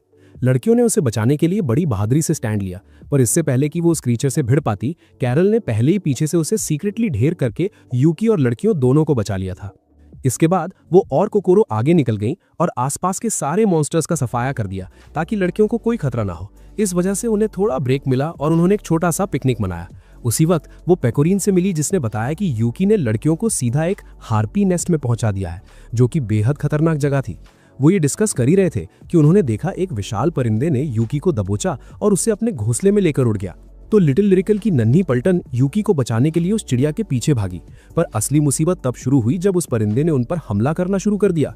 जब गुरमे गिल्ड की लड़कियां घोंसले तक पहुंची तो उन्हें वहां यूकी और उसका स्केयरक्रो मिला और पता चला कि ये वही चिड़िया है जो चावल के खेतों पर हमला कर रही थी। कैरल ने उसे जादू से कंट्रोल करने की कोशिश की, पर वो तुरंत थक गई क्योंकि उसने पहले ही यूकी और लड़कियों के लिए रास्ता साफ करने में अपनी सारी एनर्जी फूंक दी थी। रही बात कोकोरो की, वो तो एक हीलर थी और उसके पास कोई ऑफेंसिव मैजिक नहीं था और पेकोरीन भूखी होने की वजह से लड़ने के लायक नहीं थी। पर जैसे ही उसने वो खाना देखा जो लिटिल लिरिकल की लीडर ने एडवेंचर के लिए तैयार किया था, पेकोरीन ने सिर्फ एक बाइट ली और उसकी ताकत रिचार्ज हो गई। सिर्फ एक सॉलिड स्ट्राइक में उसने उस परिंदे को ढेर कर दिया और जब लड़कियां होश में आईं तो उन्हें लगा कि ये महान काम उन्होंने ही किया है। चलो, बच्चों का दिल रखने में क्या बुराई है। जब वो जश्न मना रहे थे तो कोकोरो ने बताया कि ऐसा करके उन्होंने अपनी क्वेस्ट पूरी कर ली है। पर अचानक उसे याद आया कि वो मंजिल से ट्रेजर यानी खजाना लाना तो भूल ही गई। तो पेकोरीन ने सिचुएशन संभालने के लिए तुरंत झूठ बोल दिया कि वो विशाल अंडा ही असली खजाना था और वो उससे एक लजीज डिश बनाएगी। पर सरप्राइज तब मिला जब अंडा अचानक फट गया और उसमें से एक नन्ही चिड़िया निकल आई जो लिटिल लिरिकल की लीडर के साथ बड़े प्यार से चिपकने लगी। भाई, ये तो बोनस रिवॉर्ड हो गया। तभी क्योका ने राज खोला कि उसे शुरू से पता था कि वो लोग सिर्फ नाटक कर रहे हैं और उन्हें थैंक यू बोला कि उन्होंने उनकी मदद के लिए इतनी मेहनत की। उसने ये भी वादा किया कि वो मिमी और मिसोगी को कुछ नहीं बताएगी और यहाँ तक कि यूकी को भी थैंक यू बोला किडनैप होने का नाटक करने के लिए, भले ही बेचारा वाकई में किडनैप हुआ था। अगले दिन गुरमे गिल्ड वापस चावल उगाने के काम पर लौट आई। कैरल थोड़ी चिढ़ रही थी क्योंकि इतनी क्वेस्ट के बाद भी उन्हें कोई रियल रिवॉर्ड यानी मोटा पैसा नहीं मिला था। उसी वक्त लिटिल लिरिकल की लीडर के पास अब एक पेट बर्ड था जिसे वो खेतों को कीड़ों से बचाने के लिए यूज करने लगी। कुछ दिनों बाद कोकोरो कुछ लॉटरी टिकट्स लाई और उन्हें रिडीम करने का फैसला किया। कैरल अपना काम खत्म करके डिनर के लिए लौटी, पर नतीजा देखकर उसके होश उड़ गए जब उसे पता चला कि कोकोरो ने फर्स्ट प्राइज जीत लिया है, जो कि समुद्र से जुड़ा ढेर सारा सामान था। उसी रात यूकी अपने कमरे में था जब कोकोरो अंदर आई और उसकी राय मांगी। उसने समझाया कि वो जंगल में पली बड़ी है और उसने पहले कभी स्विमसूट नहीं पहना, इसलिए वो थोड़ी नर्वस है। उसने ये भी ऐड किया कि शॉप वालों ने तो तारीफें की हैं, पर उसे खुद पर भरोसा नहीं है और वो जानना चाहती थी कि क्या यूकी को ये पसंद आया। जब यूकी ने थम्स अप दिखाकर अप्रूवल दिया तो उसने उसे तैरने की एक इंस्ट्रक्शनल बुक थमा दी और वो दोनों साथ मिलकर तैरने की मूवमेंट्स की प्रैक्टिस करने लगे। भाई, ये सीन तो काफी होलसम था। अगले दिन पूरा ग्रुप बीच पर पहुंचा। पेकोरीन हमेशा की तरह खुश थी, जबकि कैरल लोगों के सामने अपनी चार्म्स दिखाने में थोड़ी शर्म महसूस कर रही थी। पर पेकोरीन ने उसे जबरदस्ती खींच लिया और पानी में कदम रखते ही उसने यूकी पर पानी उछाल दिया, जिससे बेचारे की आंखों में समुद्र के नमक की वजह से जलन होने लगी। क्लासिक बीच डिजास्टर। थोड़ी देर खेलने के बाद वो किनारे पर लौटे और पेकोरीन ने नोटिस किया कि वो थोड़ा थक गई है, जो कोकोरो को अजीब लगा क्योंकि वो हमेशा एनर्जी से भरे रहती है। तब पेकोरीन ने बताया कि उसका असली आर्मर उसे इंक्रीज्ड एंड्योरेंस देता है, पर बदले में उसे और भी ज्यादा भूख लगती है। क्योंकि इस बार उसने सिर्फ स्विमसूट पहना था, वो जल्दी थक रही थी। तो कैरल ने उसे चिल्लाकर समझाया कि अपने ऐसे टॉप सीक्रेट सबके सामने रिवील मत किया करो। लेकिन पेकोरीन ने एकदम भोलेपन से जवाब दिया कि सब ठीक है क्योंकि वो सब दोस्त हैं। ठीक उसी मोमेंट पर उन्हें सुजुमे दिखाई दी, जो बेचारी अपने गधे के पीछे कीचड़ में घसीटी जा रही थी। भाई, ये तो अलग ही लेवल का एडवेंचर चल रहा था। वो तुरंत उसे बचाने के लिए भागे।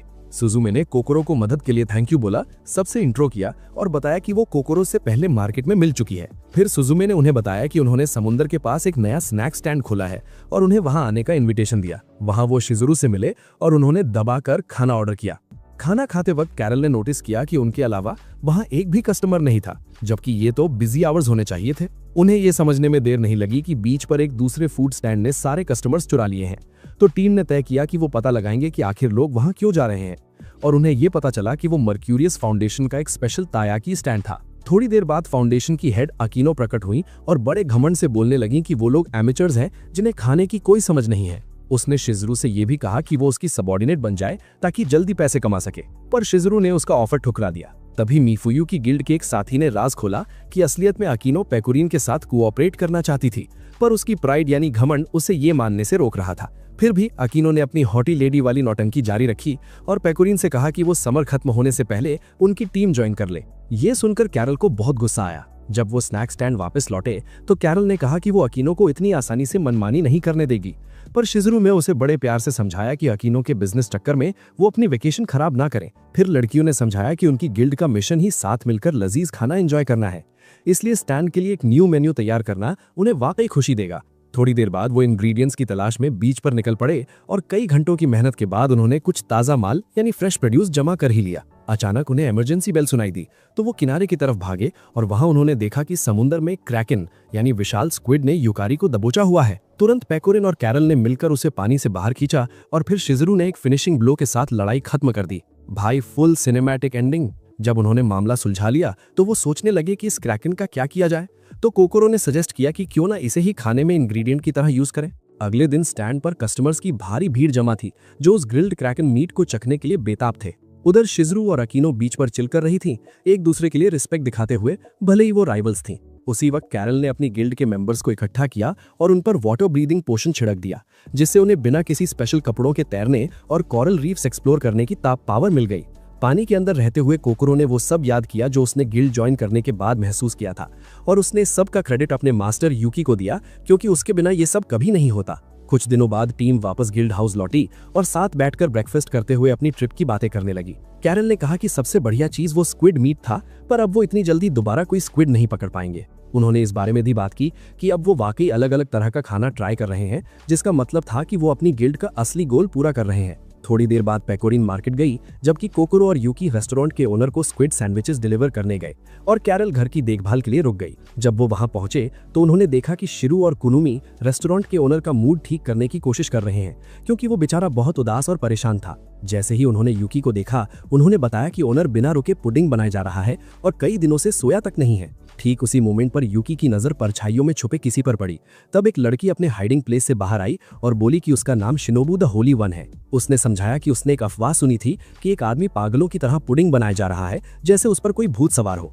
तो वो देखने आई थी कि ये सच है या नहीं, पर उसे वहां कोई और ही मिल गया।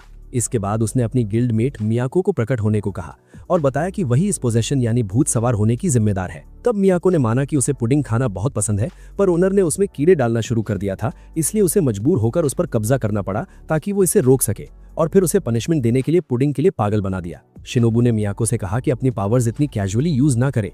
फिर कोकोरो को समझाया कि मियाको असलियत में एक भूत है। भाई, रेस्टोरेंट में तो भूत का साया है, पर क्या हमारी गौरमे गिल्ड इस पुडिंग चोर भूतनी को शांत कर पाएगी? शिनोबू बेचारी तो दंग रह गई कि यूकी एक भूत को देख पा रहा है, क्योंकि उसके अलावा कोई और ऐसा कर ही नहीं सकता था। इसलिए उसने यूकी से रिक्वेस्ट की कि वो उनके साथ चलें डीमन गिल्ड के घर पर। थोड़ी देर बाद वो एक बेहद विशाल और डरावनी हवेली पहुंचे, पर वहां उन पर अकारी और योरी ने हमला कर दिया, क्योंकि उन्हें लगा कि ये कोई घुसपैठी हैं। शिनोबू ने उन्हें शांत किया और समझाया कि शायद यूकी ही वो की है जो वैम्पायर क्वीन को फिर से जिंदा करने के उसके सपने को पूरा कर सकता है। जैसे ही कोकोरो ने ये सुना, उसने तुरंत यूकी से कहा कि उन दोनों को यहाँ से निकलना चाहिए, पर भाई रास्ता तो चमगादड़ों की दीवार ने रोक रखा था। तभी एक आवाज उन्हें सुनाई दी और वो अचानक एक ऐसे कमरे में पहुंच गए जहां एक गॉथिक वैम्पायर मम्मी एक क्रिस्टल के अंदर सील थी। उसने अपना इंट्रो दिया as Iliya the guardian night और बताया कि ये क्रिस्टल तो उसकी असली ताकत का सिर्फ एक नन्हा सा टुकड़ा है। उसने कहा कि उसने अपनी निगरानी रखने वाली आंखों से यूकी की एबिलिटीज को देखा है और शायद वही वो शख्स है जिसकी उसे अपनी ताकत वापस पाने की जरूरत है। इसके बाद वो क्रिस्टल से बाहर निकली और अपनी भयानक आवाज में सबको अपने सामने झुकने का ऑर्डर दिया। पर भाई, सदियों तक कैद रहने की वजह से उसका शरीर धीरे धीरे बूढ़ा होने लगा और वो एक नन्ही बच्ची में बदल गई जो घुटनों के बल चल रही थी, पर अकड़ अब भी किसी रानी जैसी ही थी। तब शिनोबू ने समझाया कि इलिया असलियत में सारे डीमंस की रानी है और उसने प्राचीन काल में बाकी सभी रेसेस के खिलाफ जंग में उनका नेतृत्व किया था। पर एक मुश्किल युद्ध के बाद वो आखिरकार हार गई और उसे सील कर दिया गया। डीमन गिल्ड ने उस सील को तो तोड़ दिया, पर क्योंकि इलिया के पास अब कोई मैजिक नहीं बचा था, इसलिए उसका रूप इतना छोटा हो गया है।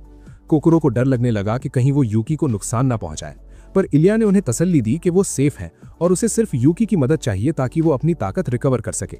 फिर उसने बड़े प्यार से अपना हाथ यूकी की चेस्ट पर रखा और रिमार्क किया कि ये तो सकुरा से भी ज्यादा निकम्मा है, जिससे सब चढ़ गए। अचानक इलिया का मैजिक खत्म हो गया और उसके अपने ही चमगादड़ नौकर उस पर हमला करने लगे, जिस वजह से यूकी को उसे अपनी गोद में उठाकर जितना हो सके उतना तेज भागना पड़ा। जब वो भाग रहा था, दोनों के शरीर चमकने लगे और जब वो रुका तो उसने देखा कि इलिया वापस अपने असली गॉथिक मम्मी रूप में आ चुकी थी और उसकी ताकत लौट आई थी। उसके बाद उसने उन नौकरों को मौत के घाट उतार दिया जिन्होंने उससे गद्दारी की थी, और आसपास के हर डीमन ने उसकी दहशत को महसूस किया। जब गिल्ड उसकी वापसी का जश्न मना रही थी, इलिया ने कसम खाई कि वो पूरी दुनिया को फतह करेगी, पर उसका ये सपना तभी टूट गया जब उसका मैजिक फिर से गुल हो गया। उस पॉइंट पर कोकोरो ने फैसला किया कि इस अफरा तफरी के बीच चुपके से निकल लेना ही बेहतर है, पर मियाको ने यूकी को खूब सुनाया। वो बोली कि यूकी की वजह से उसका सारा प्लान यानी पुडिंग बर्बाद हो गया है और अब वो उसे जिंदगी भर के लिए कर्स यानी श्राप देगी। इधर कैरल घर पर बैठी पक रही थी और बाकियों के लौटने का इंतजार कर रही है। अचानक उसने दरवाजे पर यूकी की आवाज सुनी तो उसने बड़े उत्साह से दरवाजा खोला, पर सामने इतने सारे अजनबियों को देखकर उसके होश उड़ गए।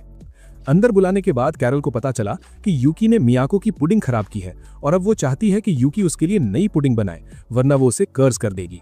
इस बीच पेकोरन ने अभी भी शॉपिंग कर रही थी जब उसने दो आदमियों को एक थिएटर की तबाही के बारे में बात करते सुना। अचानक उसने शिरो और कुरुमी को रेस्टोरेंट ओनर के साथ देखा और उन्होंने बताया कि ओनर पर पहले एक भूत का साया था, पर क्योंकि यूकी ने उसे उस भूत से आजाद कर दिया था इसलिए वो सब उसकी रिकवरी का जश्न मना रहे थे। ठीक उसी पल कुरुमी की मम्मी वहां आई और उसके सर पर एक जोरदार तमाचा जड़ा। उन्होंने कहा कि अपने बाप की तरह दूसरों का फायदा उठाना बंद करो और दुकान में मदद करना शुरू करो। उन्होंने पेकोरने को भी थैंक यू बोला उसके बेटे की मदद के लिए, और काश उनका बेटा उसका आधा भी काबिल होता। पेकोरने को काफी अच्छा महसूस हुआ और उसने कहा कि ये सब उसने अपने पेरेंट्स से सीखा है, पर उसकी बातों में कुछ ऐसा था जिसने उस औरत को यह महसूस करवाया कि शायद पेकोरने का पास्ट उतना खुशहाल नहीं रहा है जितना वो दिखा रही है। अचानक ढेर सारे कस्टमर्स दुकान में उमड़ पड़े सिर्फ पेकोरने को देखने के लिए, तो उसने तय किया कि वो थोड़ी देर रुककर काम में मदद करेगी। घर वापस लौटते हैं जहां कैरल पुडिंग बना बनाकर अपना दिमाग खो रही थी। वो दुआ कर रही थी कि काश पेकोरने जल्दी वापस आ जाए और ये काम संभाल ले, क्योंकि बाकी किसी को भी खाना बनाना बिल्कुल नहीं आता था।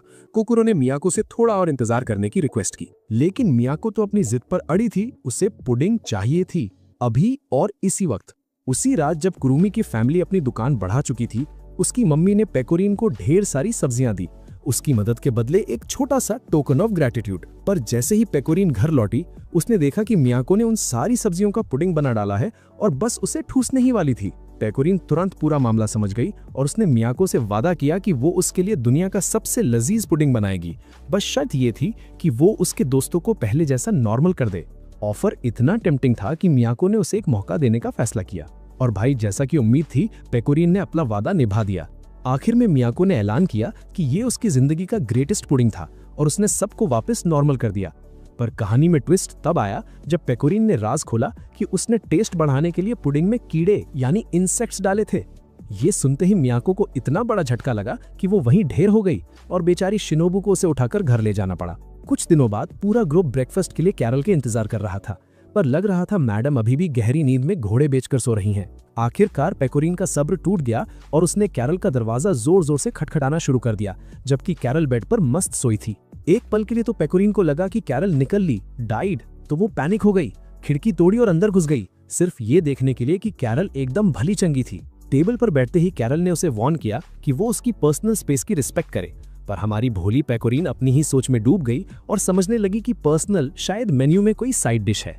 कोकोरो ने जब उसे मतलब समझाया तो पेकोरिन ने वादा किया कि वो आगे से ध्यान रखेगी, पर कैरल अब भी चिड़ी हुई थी क्योंकि उसने उसका सबसे फेवरेट स्टफ टॉय तोड़ दिया था। कोकोरो ने मामला संभालने की कोशिश की और कहा कि वो उसे रिपेयर कर देगी क्योंकि उसे सिलाई कढ़ाई आती है। ब्रेकफास्ट के बाद तीनों लड़कियां मार्केट निकल गई सिलाई का सामान लेने, जबकि कैरल घर की रखवाली के लिए रुक गई। जब उन्हें कोई फैब्रिक शॉप नहीं मिली तो यूकी ने सजेस्ट किया कि उन्हें अलग अलग यानी स्प्लिट अप हो जाना चाहिए, पर कोकोरो जानती थी कि ये बंदा तब भी रास्ता भटक जाएगा अगर उसके दिमाग में बिल्ट इन मैप्स फिट कर दिए जाएं। फिर भी यूकी ने दिलासा दिया कि वो संभाल लेगा और पास की किसी फैब्रिक शॉप को ढूंढने निकल पड़ा।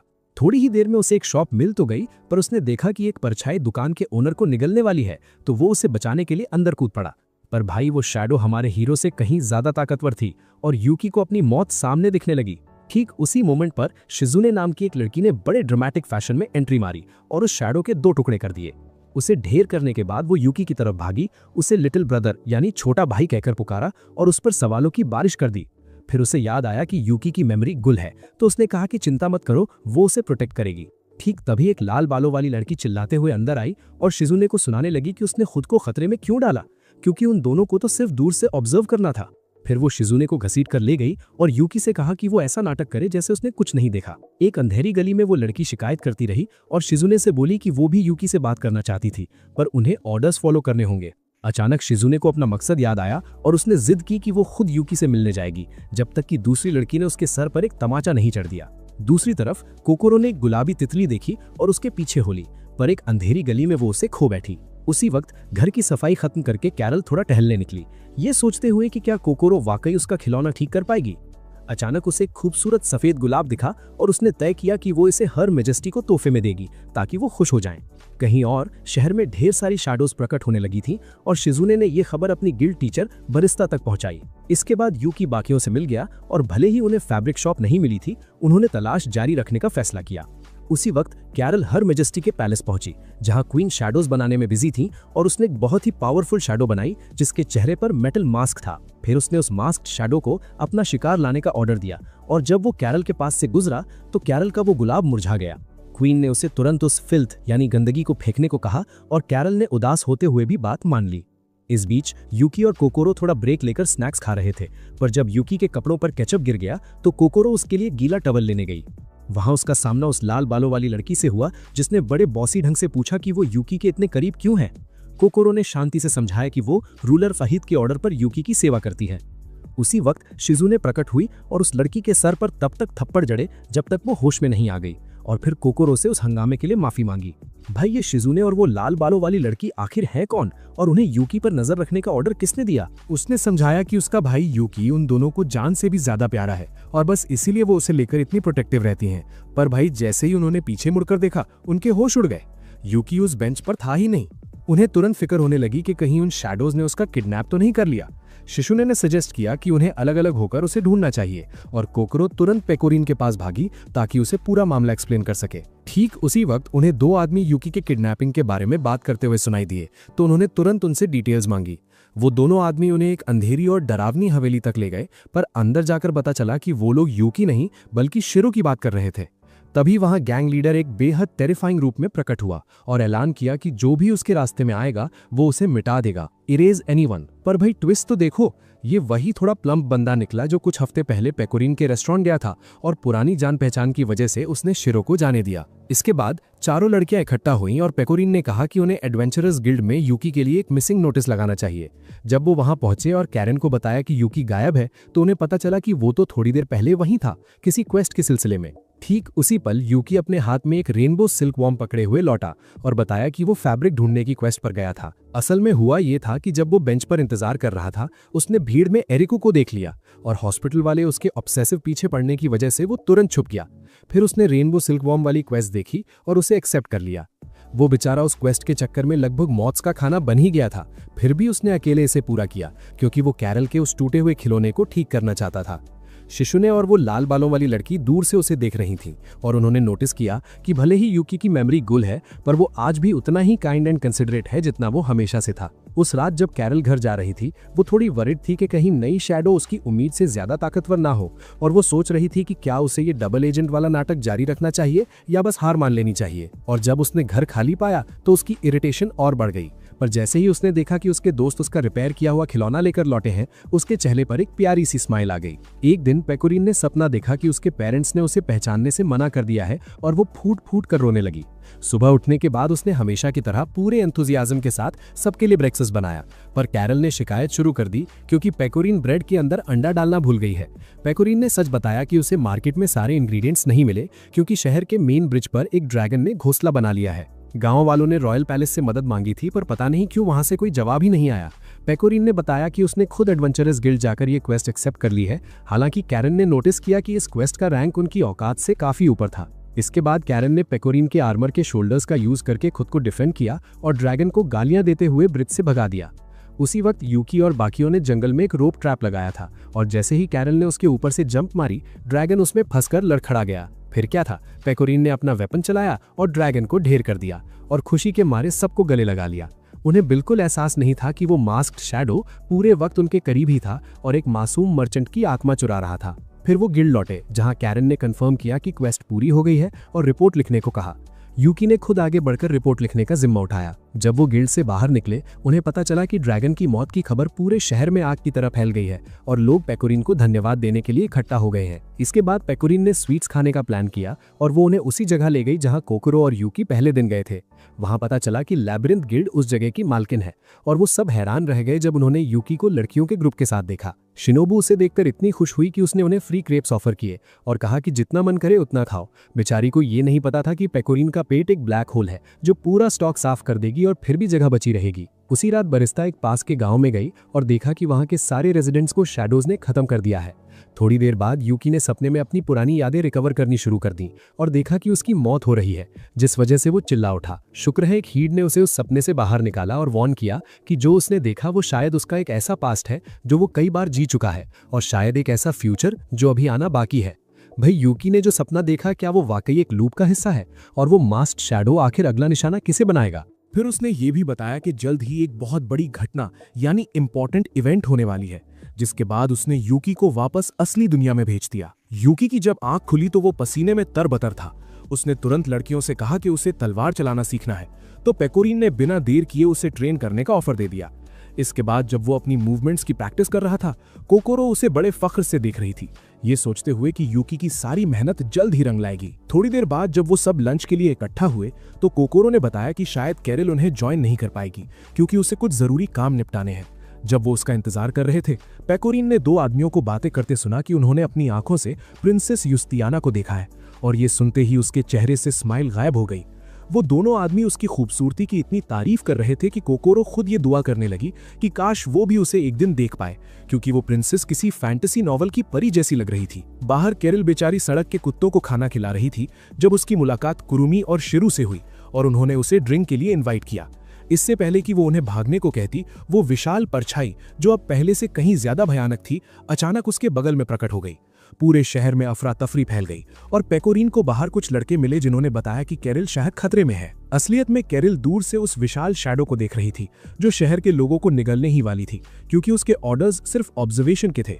भाई ये लॉयल्टी भी काफी भारी पड़ रही थी। ठीक उसी पल पेकोरिन वहां पहुंची और सबको पीछे हटने को कहा ताकि वो अपनी पूरी ताकत से उस मॉन्स्टर का सामना कर सके।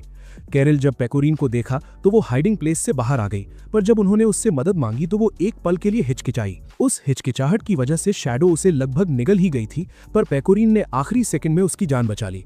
और भले ही पेकोरिन ने अपना सबसे स्ट्रॉन्गेस्ट अटैक किया, पर वो शैडो और भी ताकतवर हो गई और एक भयानक धमाका हुआ जिसने कैरल को जमीन पर पटक दिया।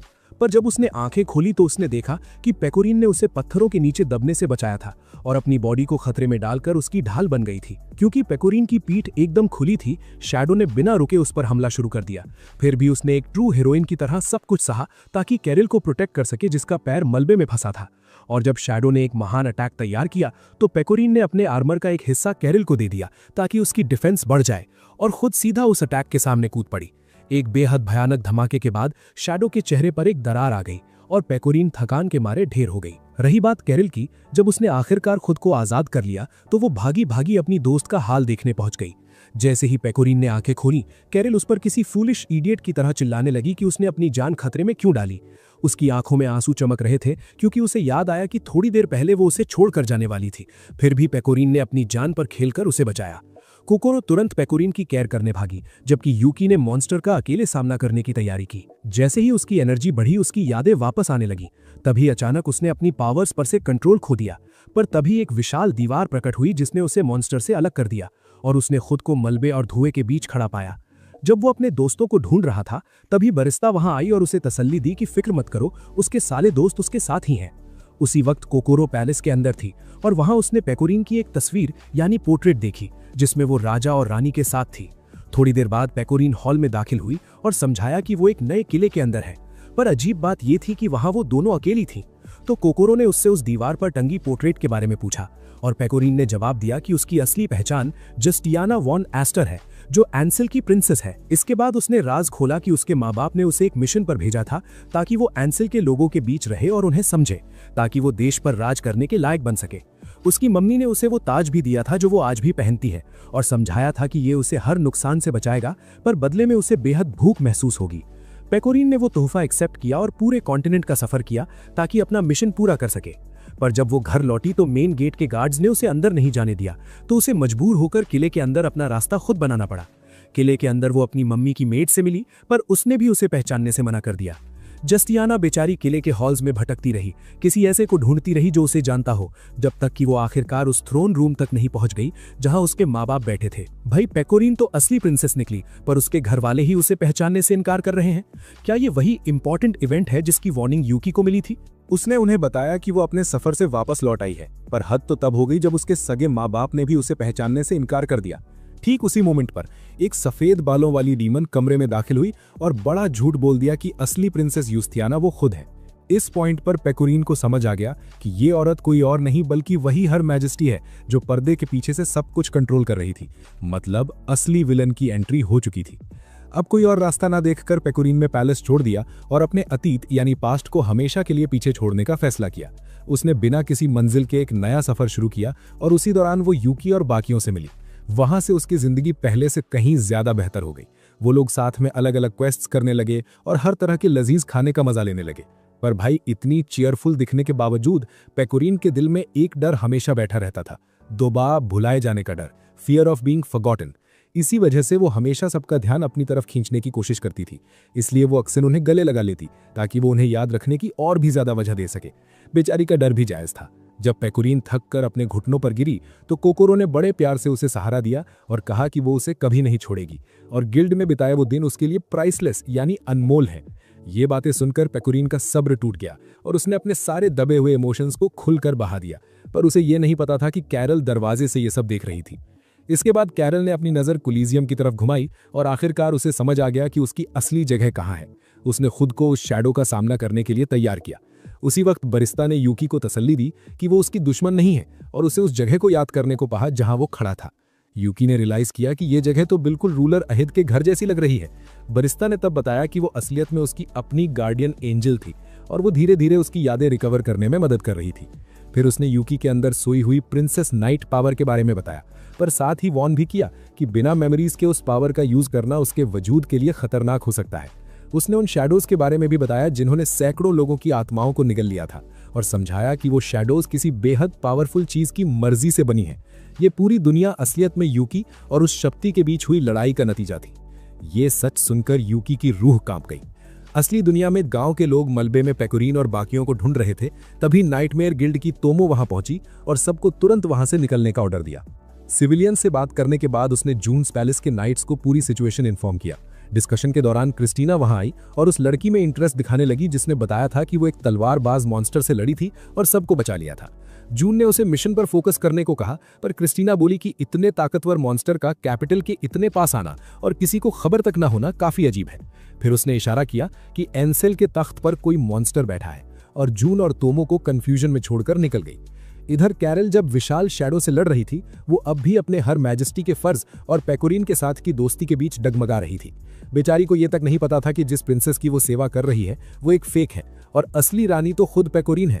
आखिर में कैरल ने हार मानकर अपनी जान देने का फैसला किया, पर पेकोरीन ने फिर से प्रकट होकर उसकी जान बचा ली। हमारी हीरो हमेशा सही वक्त पर टपक जाती है। दूसरी तरफ यूकी को सारा सच पता चल चुका था और बरिस्ता ने वादा किया कि वो उसके दोस्तों को प्रोटेक्ट करेगी, पर यूकी ने बड़ी सख्ती से फर्मली कहा कि वो खुद अपने दोस्तों की हिफाजत करेगा, जिससे बरिस्ता को यकीन हो गया कि वो पहले जैसा ही है। ठीक उसी मोमेंट पर शिनोबू और लाल बालों वाली लड़की ने मैसेज भेजा कि लड़कियों को मदद चाहिए, पर बरिस्ता ने उन्हें वहीं रुकने को कहा और यूकी को अकेले एक्शन लेने दिया। इसके बाद उसने पैलेस तक का एक रास्ता खोला और यूकी को अपनी ट्रांसफॉर्मेशन पावर का एक हिस्सा दिया ताकि वो सबको बचा सके। यूकी ने मैदान जंग में एक धमाकेदार एंट्री मारी और सबकी ताकत को इतना बढ़ा दिया कि वो सब मिलकर उस शैडो का सामना कर सके। कोकोरो की एक्स्ट्रा सपोर्ट की वजह से पूरी टीम ने मिलकर उस शैडो को ढेर कर दिया और आखिरी बार हमारे हीरो यूकी ने ही किया। लड़ाई खत्म होते ही वो अचानक उसी रेस्टोरेंट के बीच पहुंच गए जहां कुरुमी और शिरू अपने नुकसान पर रो रहे थे। जैसे ही वो दिखाई दिए, सब उनके चारों ओर इकट्ठा हो गए और उनकी सही सलामत वापसी का जश्न मनाने लगे। इस सेलिब्रेशन के बीच पेकोरीन ने कैरल को सबके लिए थैंक यू बोला और उसे गले लगा लिया। और भाई पहली बार कैरल ने भी उसे वापस गले लगाया। नो मोर त्सुंडेरे फाइनली। और इस तरह जिंदगी दोबारा नॉर्मल हो गई। तो दोस्तों, हमारी ये कहानी यही खत्म होती है। उम्मीद है आपको ये रिकैप पसंद आया होगा। अगर आपको इसका सेकंड सीजन चाहिए तो हमें कमेंट्स में जरूर बताएं और वीडियो बंद करने से पहले लाइक बटन दबाना मत भूलना ताकि हमारा हौसला बढ़े। सब्सक्राइब करें और बेल आइकन एक्टिवेट करें ताकि आप चैनल का हर नया एनिमे देख सकें। अपने विचार कमेंट्स में लिखें। मिलते हैं फिर से नए एपिसोड्स में। अलविदा। भाई सीजन तो खत्म हो गया, पर एंसेल के तख्त का असली राज अभी भी पर्दे में है।